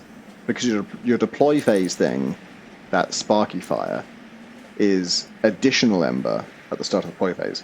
And additional on top of what you would get in your first normal turn. In which case, this was a brilliant thing to choose. Either way, I've got a fuck ton of power. And honestly, yeah, again, this gets kind of daunting. I'm like, oh god, I don't have the capacity for this stuff. I should have removed the wrong thing, didn't I? I meant to remove one of these stewards. I keep forgetting that I don't have the capacity for these guys. So last time I regretted not having the ability people lower down. But do I really want them on the bottom floor? This one's incredible. I might experiment with having this guy on the bottom floor, because him just slamming everybody for 66, and he loses health at half the rate. I could give him a ton of Valor, so his armor is making up for that.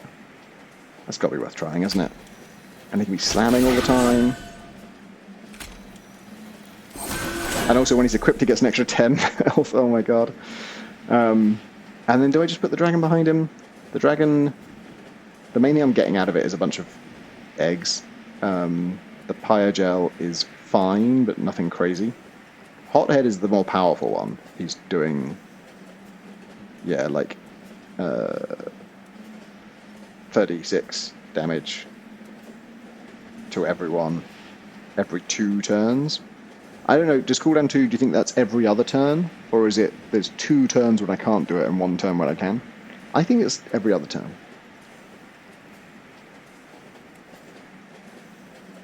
Yeah, between them, this is a boss killer and this is a crowd killer. I think that makes a lot of sense as an initial thing. And then this guy there, I don't know exactly what I'm doing with that, but maybe Miser in front of him? Actually, I liked this guy with Miser, didn't I?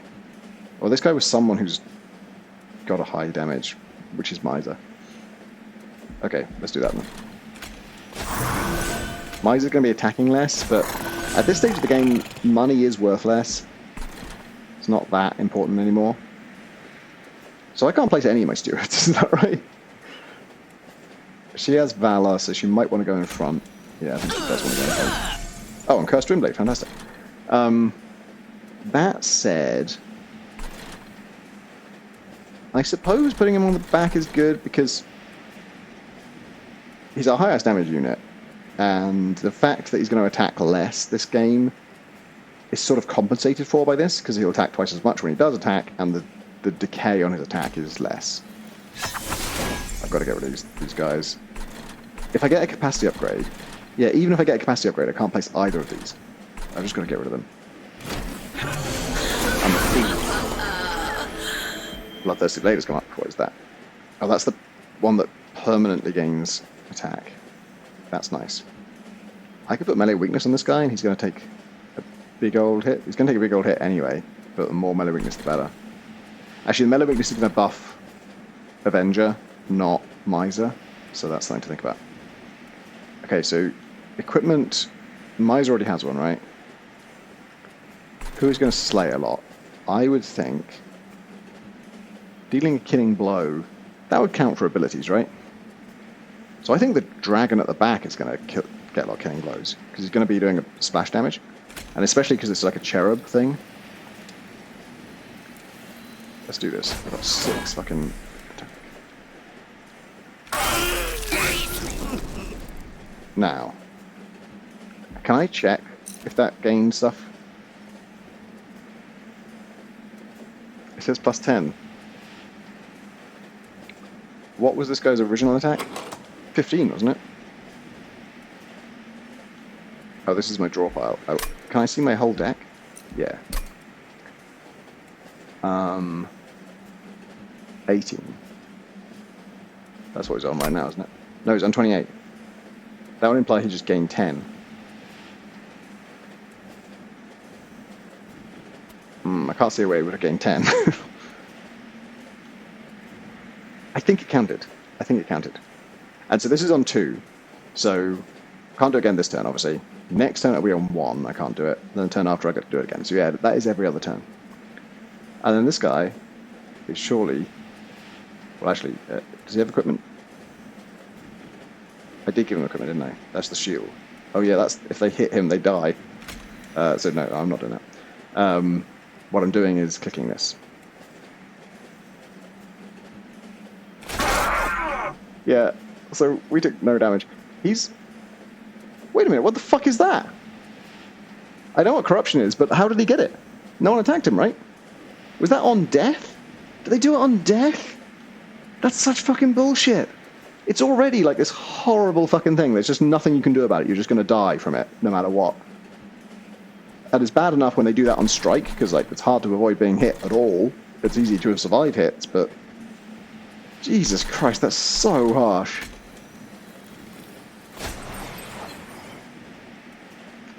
And we might as well do this. Oh, gift box. Actually, I have 2 attacks. I might as well do it. I'll lava flow on him. Nothing's more important than damaging the boss, so stack it all up. And then cleave? Actually, maybe. Or I could do challenge, which actually does the same thing, doesn't it? It does the same amount. And then I guess I just have to put all my valor on this guy, because he's going to just get a ton of this corruption shit.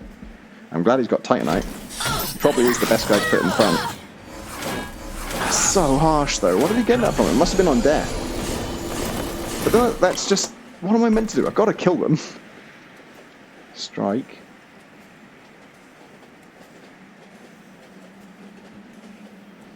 I don't see how he got the corruption. We didn't let him get hit, right? I killed everything before it happened. Admittedly, I can't do that repeatedly because they're both on cooldowns, but it's nice that they're on the same kind of cooldown. I do think we should do this. And then I like that he's dying after combat. Yeah, so that won't trigger. I need this guy to die. Does he? No. That's cool, but hang on. When is he? After the next round of combat. Next round of combat. Okay, so I think he'll die before he gets eaten, so that's good. In which case I want to up Valor. Ooh. Do 20 damage to all units. Okay. They won't kill as much as I'd like, but that's still money I wouldn't otherwise have. That is good. I like that he's gaining now. As long as his Valor stays higher than his Corruption, he's okay. But the thing is, he's going to get hit. So he's going to take another 3 Corruption. 9 Corruption, and then 16 armor from Valor. I don't quite know why he's gaining 9 then. I would think it would be less than that.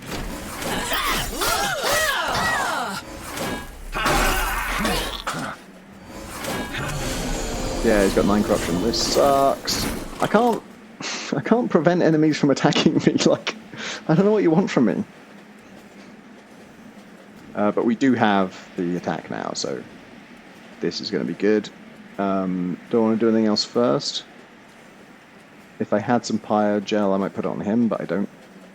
So it's just click this. That's good. And he's gaining attack, right? It bothers me that the blade claims it's... Oh no.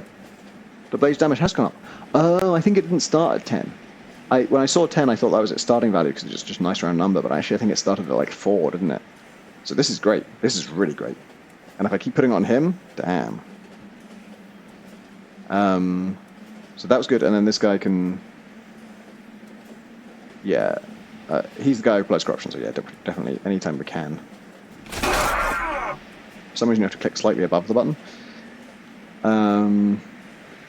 I'll take more Valor, and I'll definitely put the blood suit on this guy.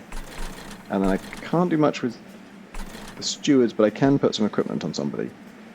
So, extra health, and they apply Pyre Gel. This is a guy who likes to get hit anyway. I'm a little bit alarmed at how little health he has, but I suppose the armor is counting for a lot. Yeah, I think he's going to get hit more.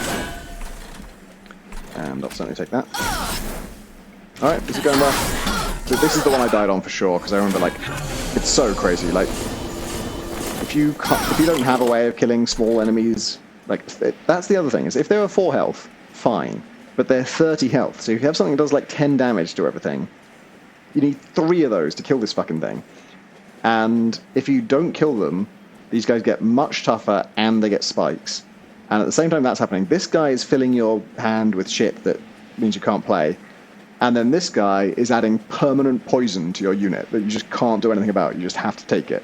It's fucking insane. It's like 3 different brutal things all at once.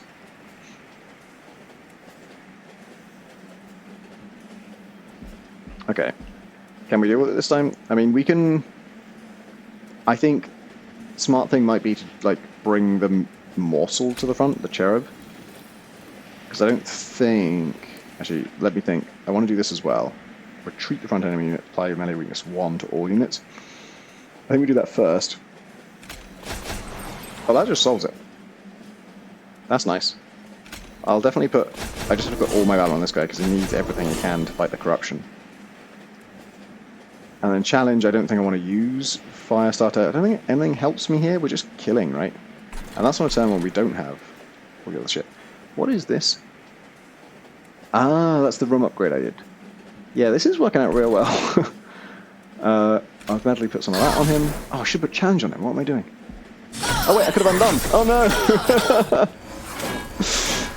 Well, that's entirely on me. When a game gives you an undo button and you forget that you have it, that's not the game's fault. And it's a rare day that I'll tell you anything is not the game's fault. 20 damage to everybody. Is there any way I can get that to kill the morsel? I mean, I can just do the normal thing. I think it's worth it. Fucking hell, that's cool. So we don't have to slam him, but just if we can avoid taking 3 corruption, we've got to avoid it, I think. God, that's so good. I love that. And then... I don't think I'm going to do greed, because there's nothing I can kill with it. Valor's the thing I care most about, and the second most important thing is that. Lava armor, I think, yeah, we don't have anything on this guy, right? Oh, and they actually gain a lot from having something equipped. So that's doing them a big favour. Yeah, they got 10 armor from me equipping something, because that's just their thing.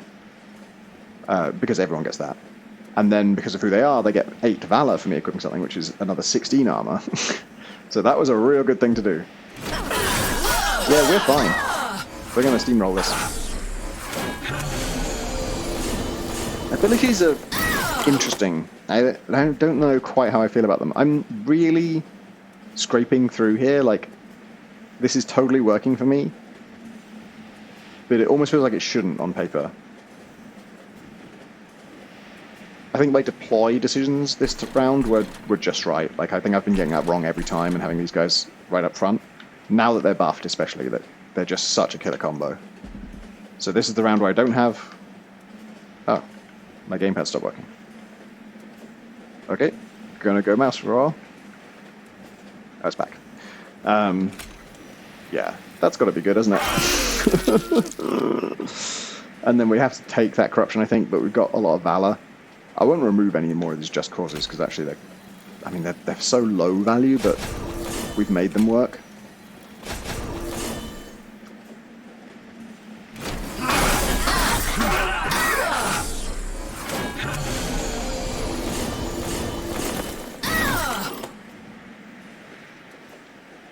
Challenge would be good here. Let's see. These guys, yeah, we're just going to do the usual on them. I don't think there's any point in saving it. You always want to avoid taking corruption if you can. It's interesting, yeah, they're halfway between units and spells. Having to remember to use them is annoying. I think, obviously it's new to me, so I'm bad at it, but I think even further down the line, I can see me just like critically forgetting to use something and ending my turn, then being like, oh no, shit, they should have done this. It's like you just don't have an overview of it in the way that you do with the cards in your hand. These are your options, right? And now there's another kind of option, and it's tucked away. I appreciate the flame on the button to remind you that it's there, but it's just not as visible as other things.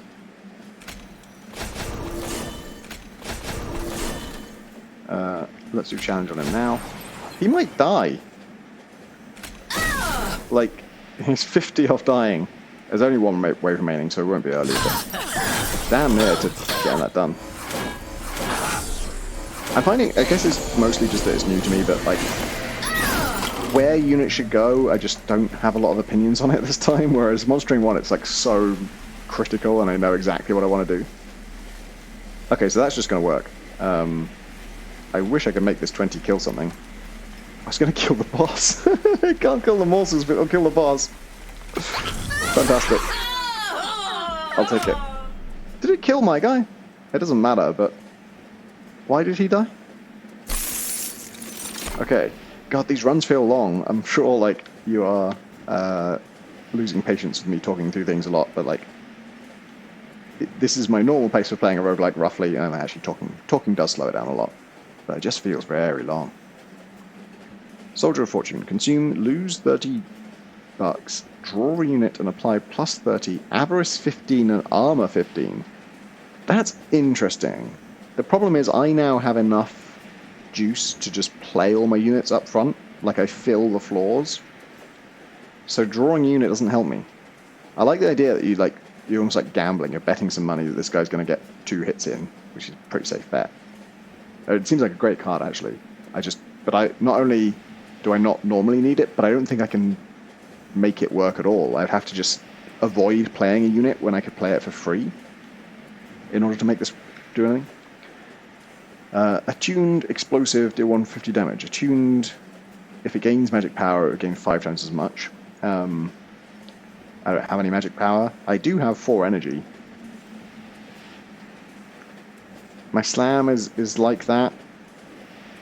If I could guarantee drawing us on the turns when I don't have slam ready, that'd be great, but double the amount of power gel. Honestly, I don't like any of these. The Soldier of Fortune sounds like a great card, but it just doesn't suit where I am in this run. Oh, wait. I want to do this, right? Because that solves my steward problem. 3 out of 10, so I'll save these. I don't really know where I am, like, towards the end of the run. I don't need remove anymore. Now, this is a duplicate, right? I feel like I've got some fucking good cards to duplicate. Bloodthirsty Blade is already 24. This is crazy.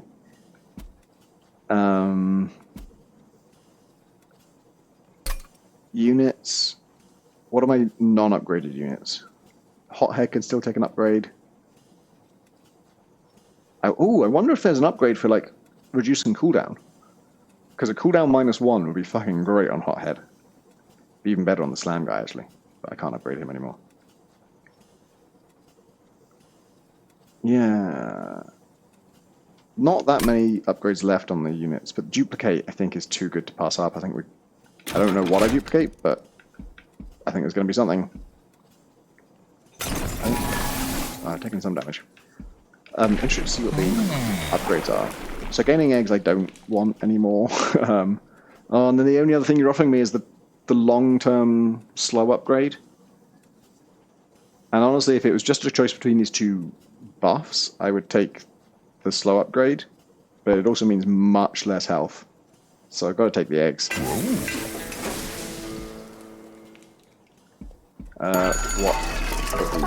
Quick and Titanite. Neither are good for the dragon guy. I want to buff his damage. I think we do have enough now to place stewards everywhere. So I could put something like this on a steward. Is Quick good on a steward? No, they only do 11 damage. They're tanks if they're anything. Not even that great as tanks, right? Because I've got... This guy wants to get hit. I suppose he's the only one who wants to get hit. Everyone else... Well, actually, no. The shield bearer wants to get hit. Yeah.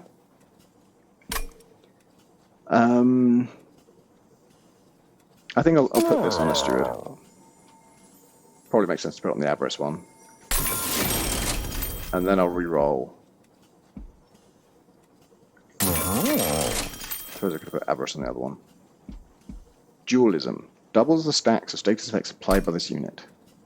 Let's actually... I think I can cancel this if I buy it, right?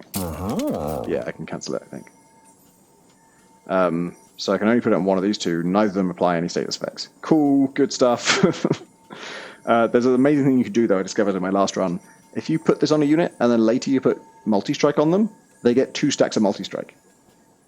Which doubles the stacks of status effects applied by this unit. It doesn't say applied to this unit. So I think what they're saying is that when a unit gains multi-strike, they are applying multi-strike to themselves, and therefore dualism counts. I'm in favour of it, because it's good for me. But yeah, I don't think this makes any sense. I mean, that's ridiculous. Valor 5 is 10 armor, and 5 damage, which is fine. Might be worth putting on a steward.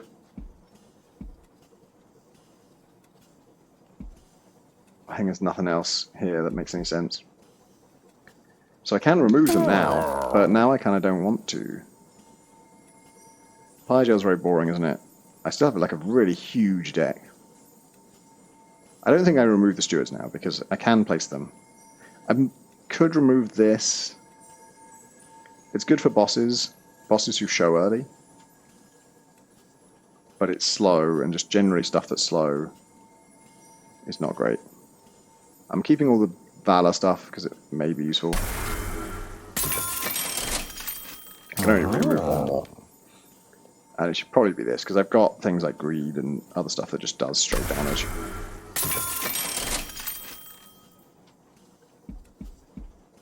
I'll put Valor 5 on one of these guys. This guy. I suppose putting it on him does increase his damage, but it's not exciting.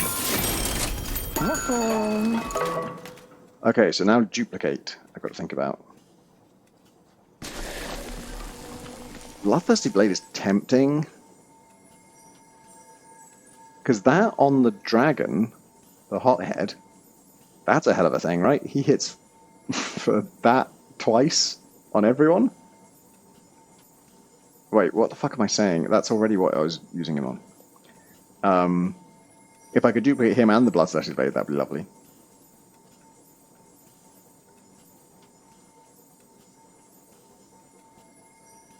The shield is real nice. I do have, as well as the steadfast, I've got someone else with a lot of health.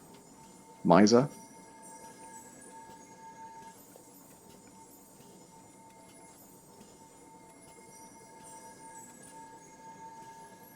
I can duplicate a unit. Oh, if I had two of these guys on the same floor, they can be alternating their big attacks. That actually seems really good. I wish they were fully upgraded. But the only thing I have that isn't fully upgraded, so it seems a bit perverse to duplicate them. I could duplicate the slam guy as well, but and that is a lot of damage. But in general, I feel like the turns I'm scared of is where there's some nasty things in the back, and my dragon is on cooldown.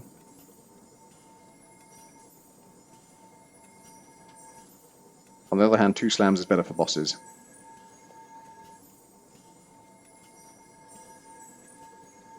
And I can't... This guy's quite equipment dependent, and I can't put the equipment on both of them. Maybe it's the slam guy. The slam guy is very durable. But again, actually, shield is really making that guy excellent. Although, it didn't come up that much last time, because no one got a chance to hit him, really. I mean, they did, but every other turn they didn't. Tricky. I think my heart says dragon, but my head says steadfast crusader. I think I'm going to go for this. I think this is a crazy unit because I essentially have essentially have double that health. Now, of course, one of my stewards is excessive, is superfluous, but maybe not actually. I think we gained 6 total capacity. Ancient prayer stone. That's the spikes thing. God, spikes 10. No, I can't hack that. I think I'm good for money anyway. Okay. The interminable thingy. Okay, this is the multi-strike one. I would have rather had the other one, but so in theory I think we're just doing what we did last time, but now we've got 2 of these guys. And I should put the shield on the front one, obviously, when I get it. I can't really remember where I put everyone else. It worked, whatever I did. I think dragon on middle floor, right? And Miser went with the quick guy. Whatever I did last time, it works. I'm just trying to replicate it. So sword maiden here, I think. My dragon is now a tank, so it might make sense. But she benefits from valor if she's in the front. Yeah, okay. And I don't care if I get the sword maiden. So now I'm out of energy to play this shield steward, so they're still not really benefiting me. Multi-strike on that guy. Is that still the right thing to do? I think so. Yeah, he's high damage. Okay, that's fine. It is daunting, but it's not that complicated once you get into it. Small gift box, yeah. So there's one at the back. This guy's 400. Okay, I'm glad I went with the high single damage thing because that's a lot of fucking damage.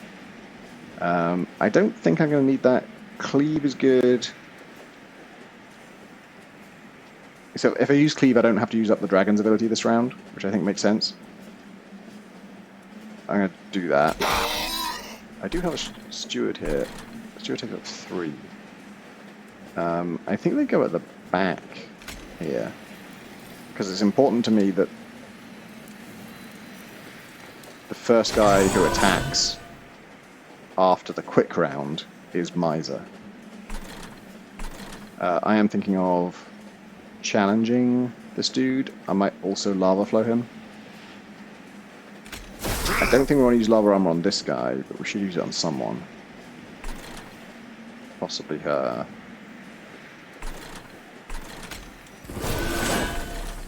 Yeah, because she benefits, doesn't she, from that.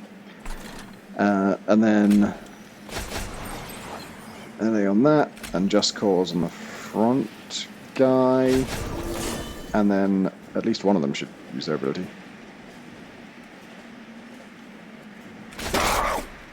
Oh, they go to the front when they do that. That's fine, because I did it in the right order, so...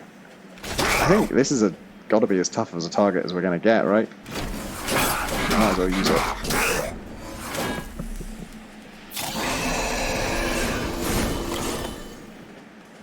Okay. This guy's going to nearly die, and he's not going to do any damage, so that's nice. And anytime we can use this guy's thing, we should. The shield, excellent. That is what I want very much. And then this thing is also what I want.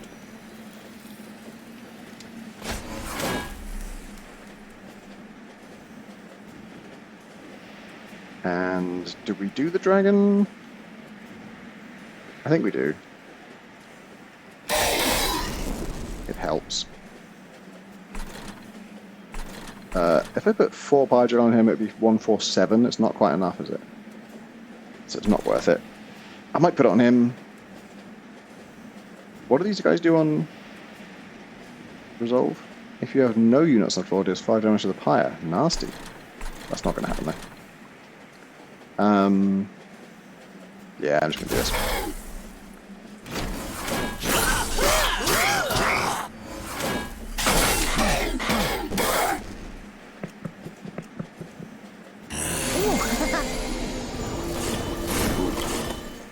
Top floor. Ooh, I can get a double greed on them. That's good, but it's not the most important thing to do. Same for putting money on this chamber. This steward I can't place anywhere. Nope. God damn it. There's probably a way to reshuffle things that could place it, but my current layout is very good, so I don't want to mess with that. I think Valor on him is probably high importance. I can't do anything to make them vulnerable, so I'm probably going to use abilities here. I think I do get to do this. I could even do that up there as well, but that's not good long term. I'd rather do this, and then lava armor on someone. This guy already has it, so probably this guy.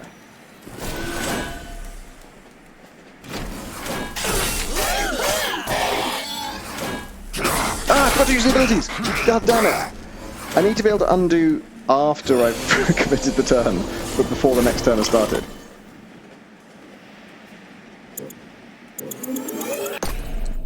This is just... I don't think this is going to do anything, right? No. Yeah, this is still the current turn. That's... yeah, I just need a warning about abilities. There's not like an option for it, is there?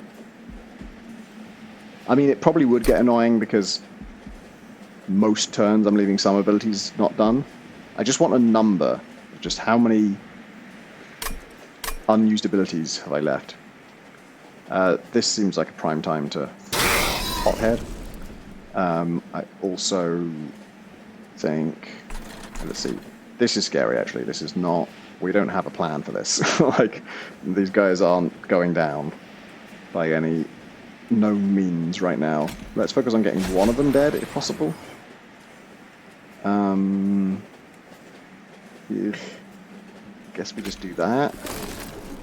That's not good, though. This floor will be decent. I think this is 34 plus, like, almost 150 from this guy. I mean, I think we killed the first one. The back one, though, is just going to murder us. This is what I mean about, like, hitting a brick wall for this game. Like, last round was so smooth for us. It was... nothing went wrong. Oh, did I do that wrong order? Yeah, I did. Whoops. I could undo it, but actually not worth it. We just switch them back last time.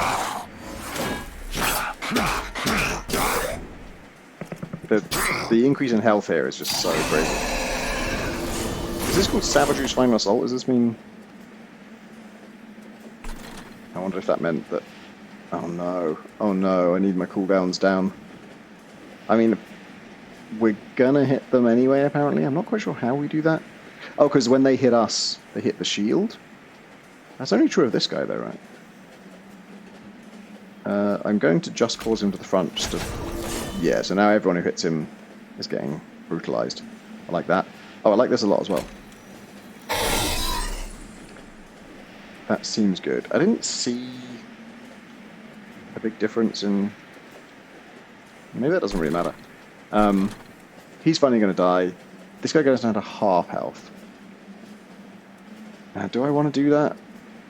I guess I do. But that's what I was afraid of, is now no one's dying. I think it's still better because...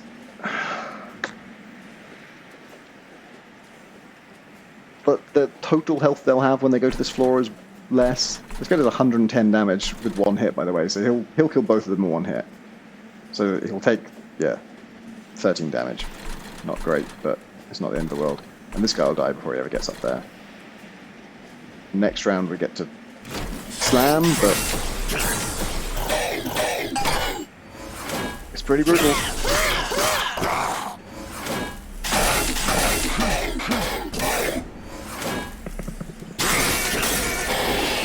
You know, it's just an early instinct, but I think I'm going to end up not liking the ability system. I think it's just going to make the game feel fiddly. Like, it's too early to say that if the fiddliness I'm feeling right now will stick around, but just a gut instinct. I just kind of, when I play roguelike deck builders, I just want to like get into this flow state of just look at the cards, play the cards, look at the cards, play the cards. And I don't want to have to like scan or wait, who's got what abilities?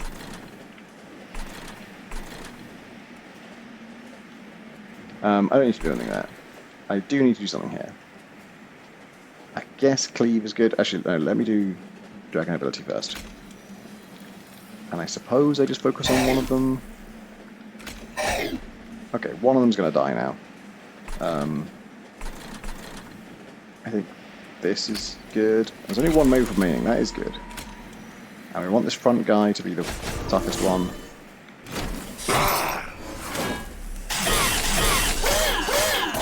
I think we'll get rid of that second one. Probably not, right? 1500 health incoming. Not gonna stress about that just yet. Oh, we almost get rid of him. Certainly he'll only do 5 damage to the fire, so I think that's fine. I think we just don't worry about that. This, we can greed to kill the back guy. We can begone to add melee weakness. We're already doing 1000 damage. Also, yeah, this is interesting. Retreat the front unit, so move the front unit to the back. What does he do? This middle guy. Revenge, he gains attack. Slay, he deals 10 damage to units. Interesting. My slams deal to the front unit, right? Okay, so then what I want to do is...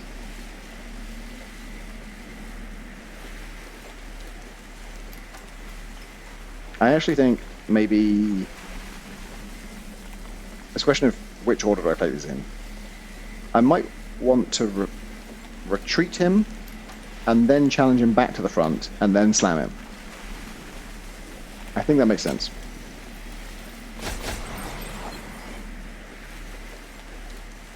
That, I forgot he wasn't in the front, so he didn't get retreated. That's fine, it doesn't make a difference. Gonna do that, and then melee weakness applies to the next instance taken, so we want this one to be the first one to hit him.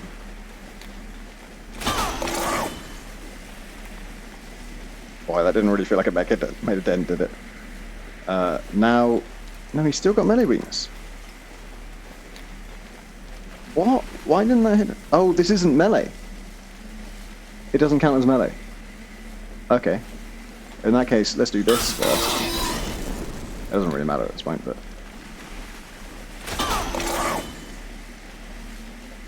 Oh, shit. Shit, it moves them around, of course. I should have done it the other order. So the thing I thought mattered didn't matter, and a thing I forgot mattered did matter. That's bad. I mean, we're still going to win, aren't we? He's only got 100 health left. What the fuck happened? One of my guys died?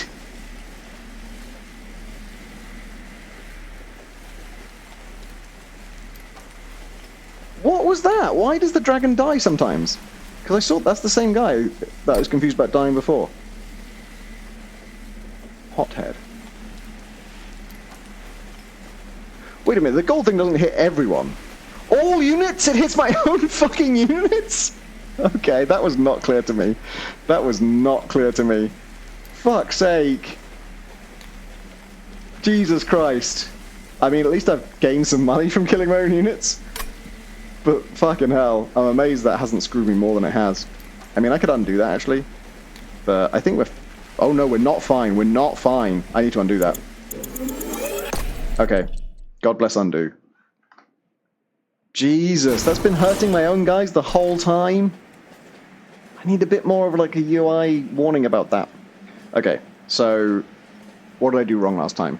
The thing that matters is playing these in this order was fine. You want the melee weakness in him, but then you want to hit with this guy first. Melee weakness doesn't really matter for this, but you need to hit this guy first, so that when this guy hits, he moves to the front. And then we do this,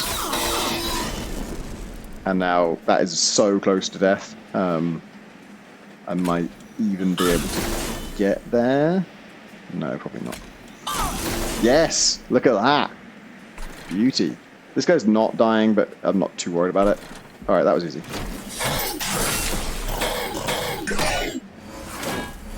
Can't believe I've been killing my own guys. The only reason this dragon has been dying is he just has the least health, and I've been hitting everyone. Let's give it up.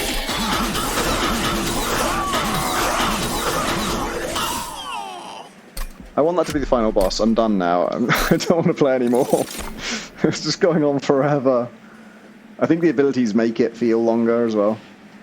Ability, Moneymaker. Cooldown 4, gain 10 for each egg. Yeah, doesn't really matter. I mean, that is 90 every 4 turns. Like, sure. Yeah, I just don't care about eggs at this point. I don't think I'm going to take it. I think I want to keep my deck as lean as possible. Valor 3 and damage shield 1 is fine. Melee weakness 3 is great. Let's have that. Oh, but Enchant Grant Trample. Enchant Grant Trample.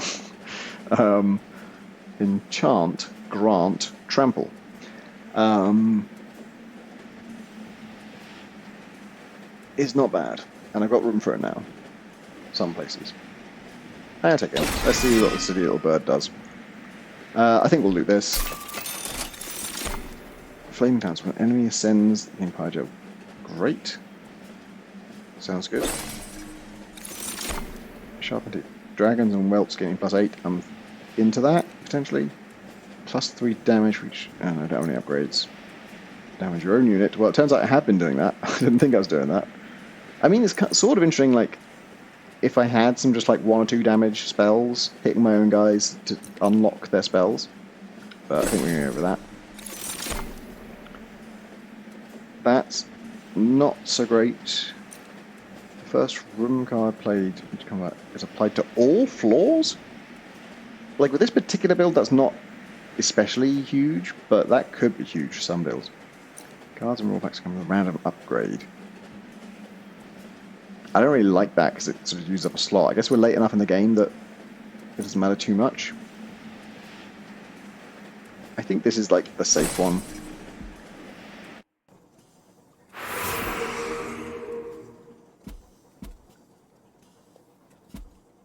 Okay, I think this is the last bastion.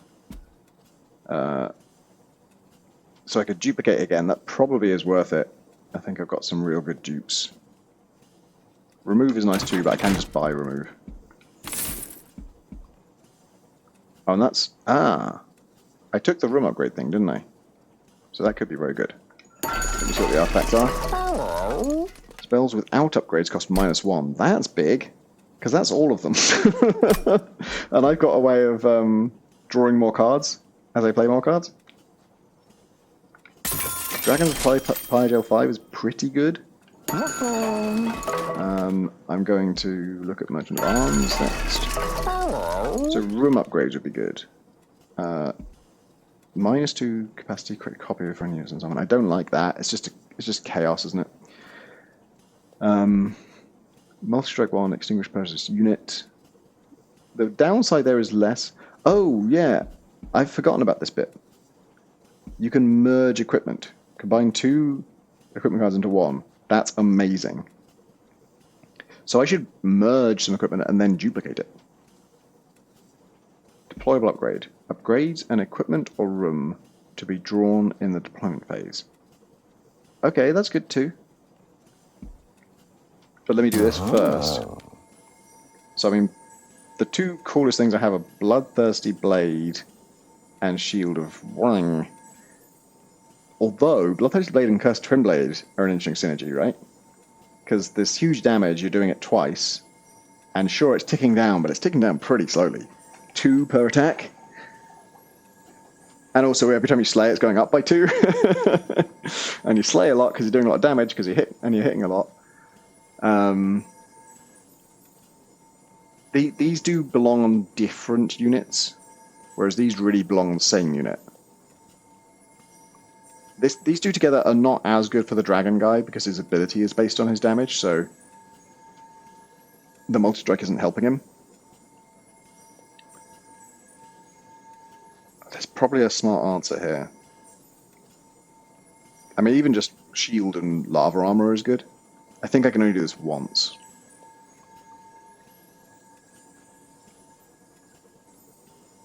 Merging 2 costs makes sense as well because, you know, you're saving more energy. I kind of think it's just these two. Like, sure, they're not inherently synergistic, but they're just 2 incredible cards that you just want more of, and if I merge them and then dupe them, like, that's gotta be good.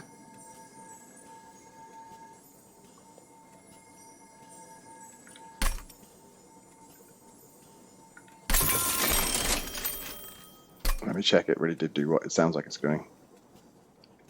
Merged equipment. Yep, that's real fucking good. And I can't do it again, so that's true. But then presumably I can upgrade it to be deployable. And then I'm going to dupe it. Oh, this is disgusting. This is grotesque. You shouldn't let me do this. I'm a sicko and I must be stopped. Oh, it does cost 4. It does cost 4.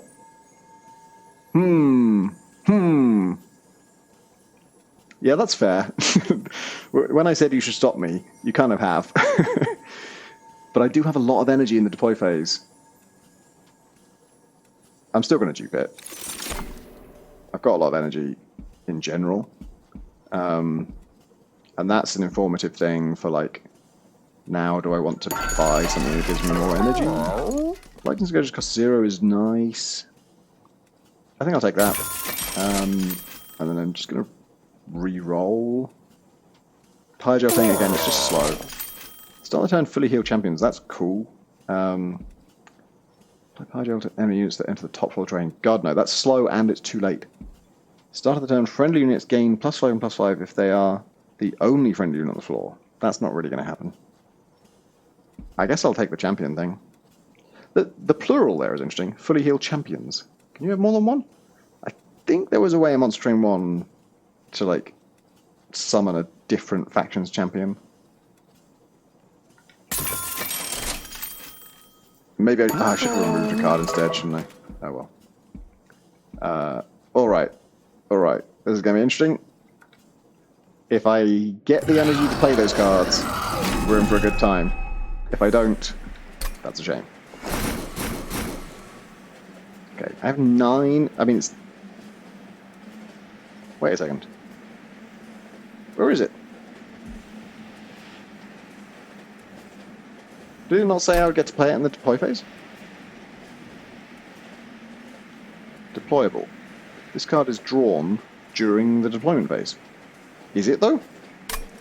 I don't see any forecasts. No, it's not there. Maybe after I played some stuff it's going to appear? He says optimistically. I mean, honestly, I'd almost rather it doesn't now that I know it costs 4, because during the match I'm going to have a lot of spare energy now that my spells are almost all free. I definitely think we found the winning formula here, so we're just going to stick to it. Possibly some parts of this are not optimal, but I just can't figure out a better way. Now that this guy regenerates health every turn, he's got to be the tank, right? As much as she likes Valor, it doesn't make sense for not to put her in front. And now I can't afford to place those, that's fine. Custard later go on him again, I think. Unless I want to put it on one of these guys, given that I'm going to give them the shield / extra damage. And we don't care about gold anymore. So actually, this might be good. Let's do that. So it's just lying about that foil thing. It just doesn't happen. It's just a little joke. Just paid 75 gold just for a little joke. I'm definitely going to like over-index on just one of these guys. And let's see. Sacrificial chamber, let's put that down. We've got a ton of energy. Let's do that now. He's on the boss. Boss has 4,000 health, I just noticed. Let's not stress about that just yet. My back guy is dying. That's more worrying. Let's definitely use that ability. Yeah. And then if we're going to use these two, we should use the front one first and the back one second. I think we do use them because... What did I just say, Tom? What did I just say? I just can't get my head around it that one of them... I've got to undo, haven't I? I think it's a problem. Is it a problem? Maybe it's not a problem. I could just not use the other one. Then they're in the right order. But they're not that different yet. Wait, yes they are. One of them's got Master Strike.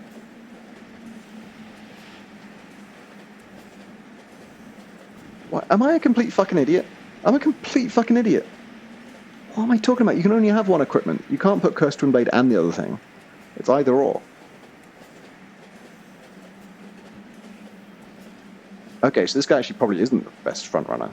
So, a bit of a waste of time to put Valor on him, but that does mean I can use this ability. Sure, let's put that on the boss. And then Lava Armor, I think, should go on him, because he's going to take a ton of damage. Are they doing melee weakness to me? I don't like that. Oh my god, I actually lost significant health.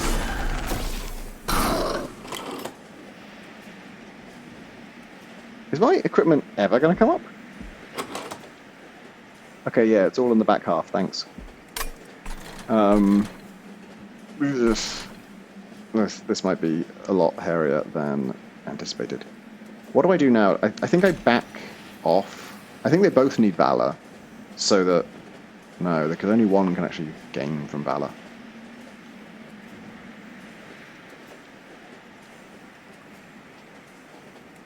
I suppose I just put this guy in front. And then if he becomes the weaker one, I put the other one in front. I don't really know. That's the thing I struggle with Valor, is like, at times it seems to be encouraging you to put it on everyone, and at times it seems like it's better just to put it all on one. I guess it's not about Valor so much as that card. He's got 3 melee weakness. Why am I putting him up front? Because he can't get rid of it except by taking damage. So you just want him to take the least damage possible. And actually the first guy's doing 0 damage, so that's great. What am I doing next? I think, is that guy doing corruption or something? He is, oh my god, that's unacceptable. Retreat the front melee weakness to everyone. I don't want to retreat the front melee unit because I like that he's doing 0 damage to us. Ugh. Oh wait. Interesting. So now I need to think about this. Although I'm pretty sure... I mean, I suppose 76 and 20 is really, really pretty cool. And they'll all take that damage when they hit him as well. I think I've got to do that. And this or this. Oh my god. He's dying?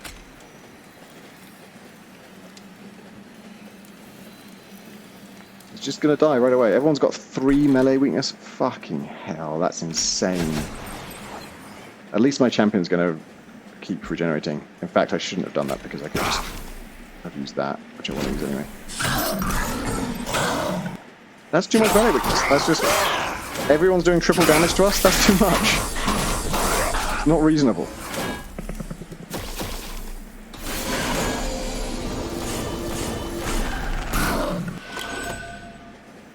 got the other forecast. That might be all we do. Because the other thing we could do is shield steward, which is not helpful. Cool. So, the guy who's in front, we want to stay in front. I think we just use all these abilities. So that means use the second guy first. Basically, always use the second guy. Okay, and small gift force I don't want to use because I don't have the energy for it. It's more compact in its current form.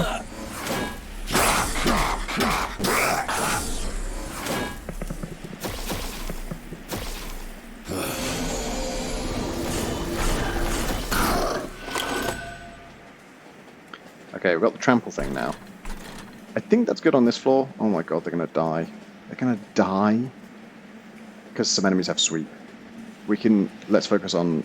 Can we do anything about that? Yes, we can. Oh, that hits my own people! I got away with it, but that hits my own people. I mean, yeah, it saved the back unit, so... Cool. I don't think I should have taken that card. Bone Crumble doesn't help us at all right here, but what's going on over here? I mean, this is a clusterfuck. I just can't do anything about that. They're doing too much damage and they're too tough. That's the problem. That's the core issue here. I'm just going to stack Valor on my main dude and wait until he can attack. Retreat the front, melee weakness. Let's look at who's doing most damage. Probably this guy. There, it doesn't help because we're only getting one attack. Yep, that helps a bit. We can actually put the steward in front of him. Hey, that helps. Doesn't help us protect the pyre, which is arguably the objective of the game.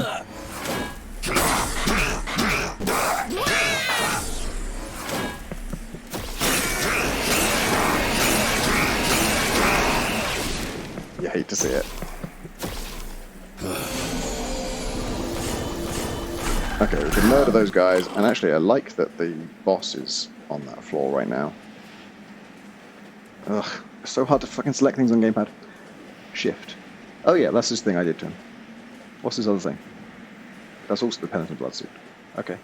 Just a lot of icons for the same thing. Now I could do small gift box.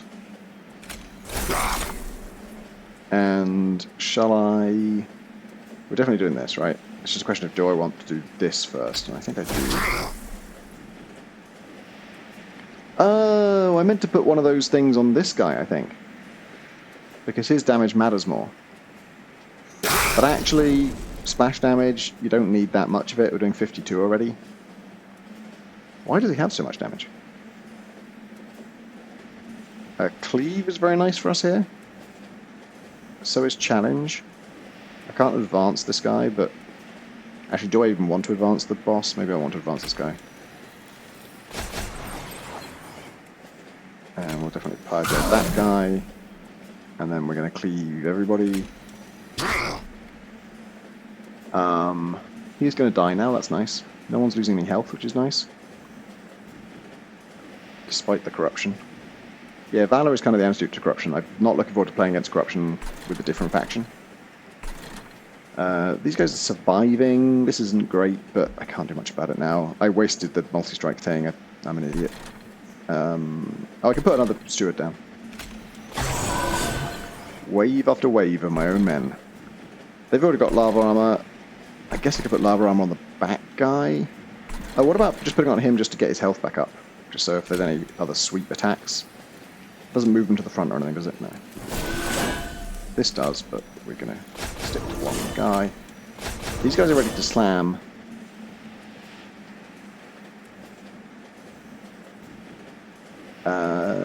Do I want to do it? They're going to kill him anyway, but if they kill him sooner, that would surely...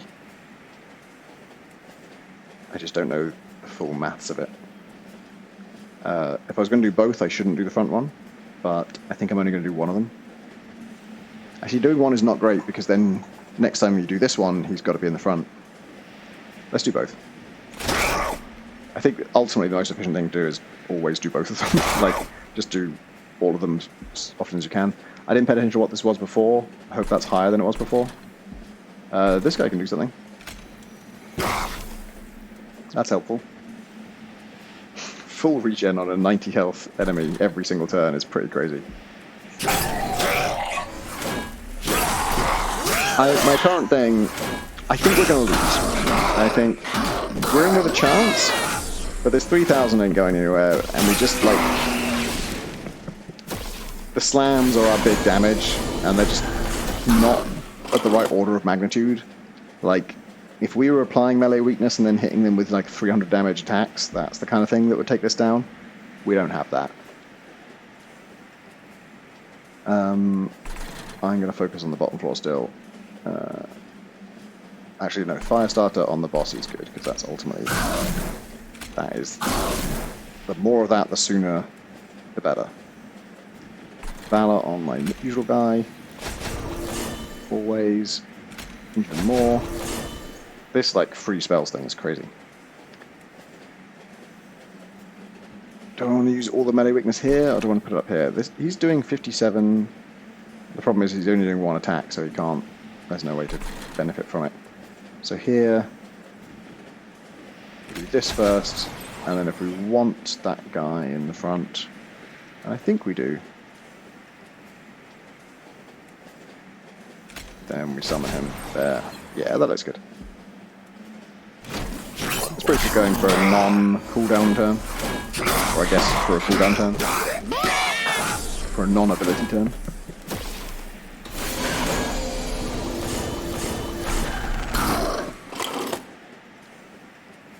Okay, lots of just cause.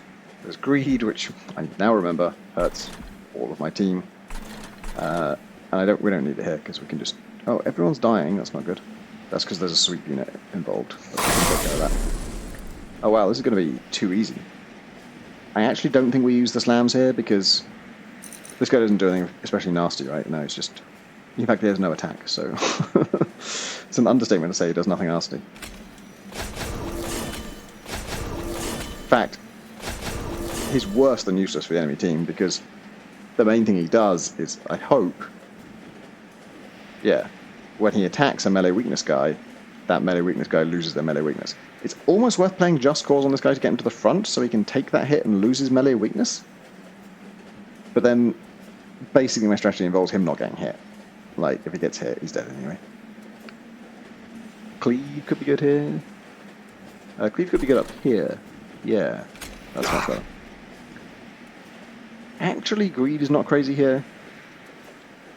They also have more health than we do, but my Titan regenerates in two different ways. This one doesn't, but she's not really taking any damage, so...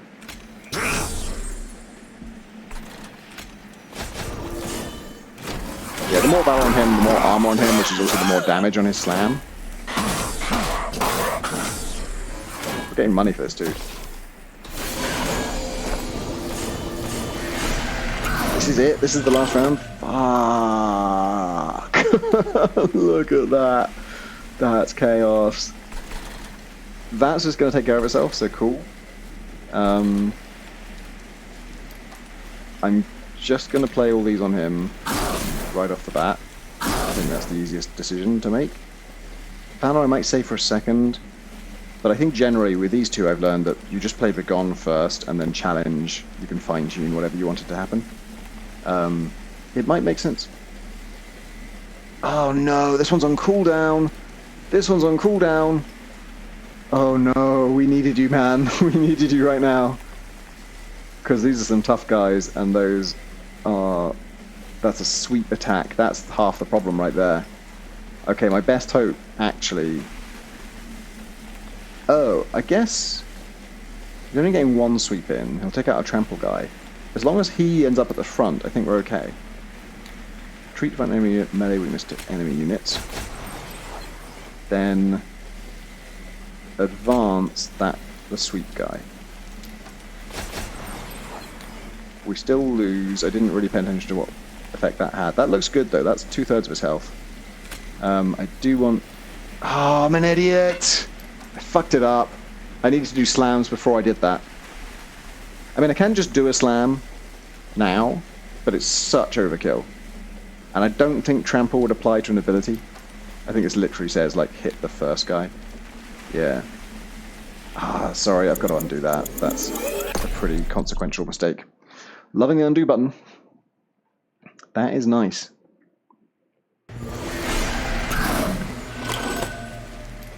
Okay, so what do I want to hit with a slam? I guess these guys. I'll still do this. So 1500 is what we started at, so that getting up to 2000 is pretty great. So we just do slams, and we do the second guy first. Don't need to do melee weakness first. God, it's not that big a deal, is it? This guy's doing 140 with a slam. I guess these guys have more than 140. Okay. Well, still worth doing. And we still want the sweet guy at the front. That actually has no effect on how much damage we're doing, but we are doing more damage in general. Well, I guess doing this first would have slightly helped with the damage we do, but not significantly. I think if I played one more card, it would have drawn another card, which would have been really nice. But that's about it for me. So I hope I can do 800 damage to this guy later. I think we can. I think my boss is actually pretty tough now. I mean, the boss is generally very tough. But I think like their damage plus their toughness is pretty decent.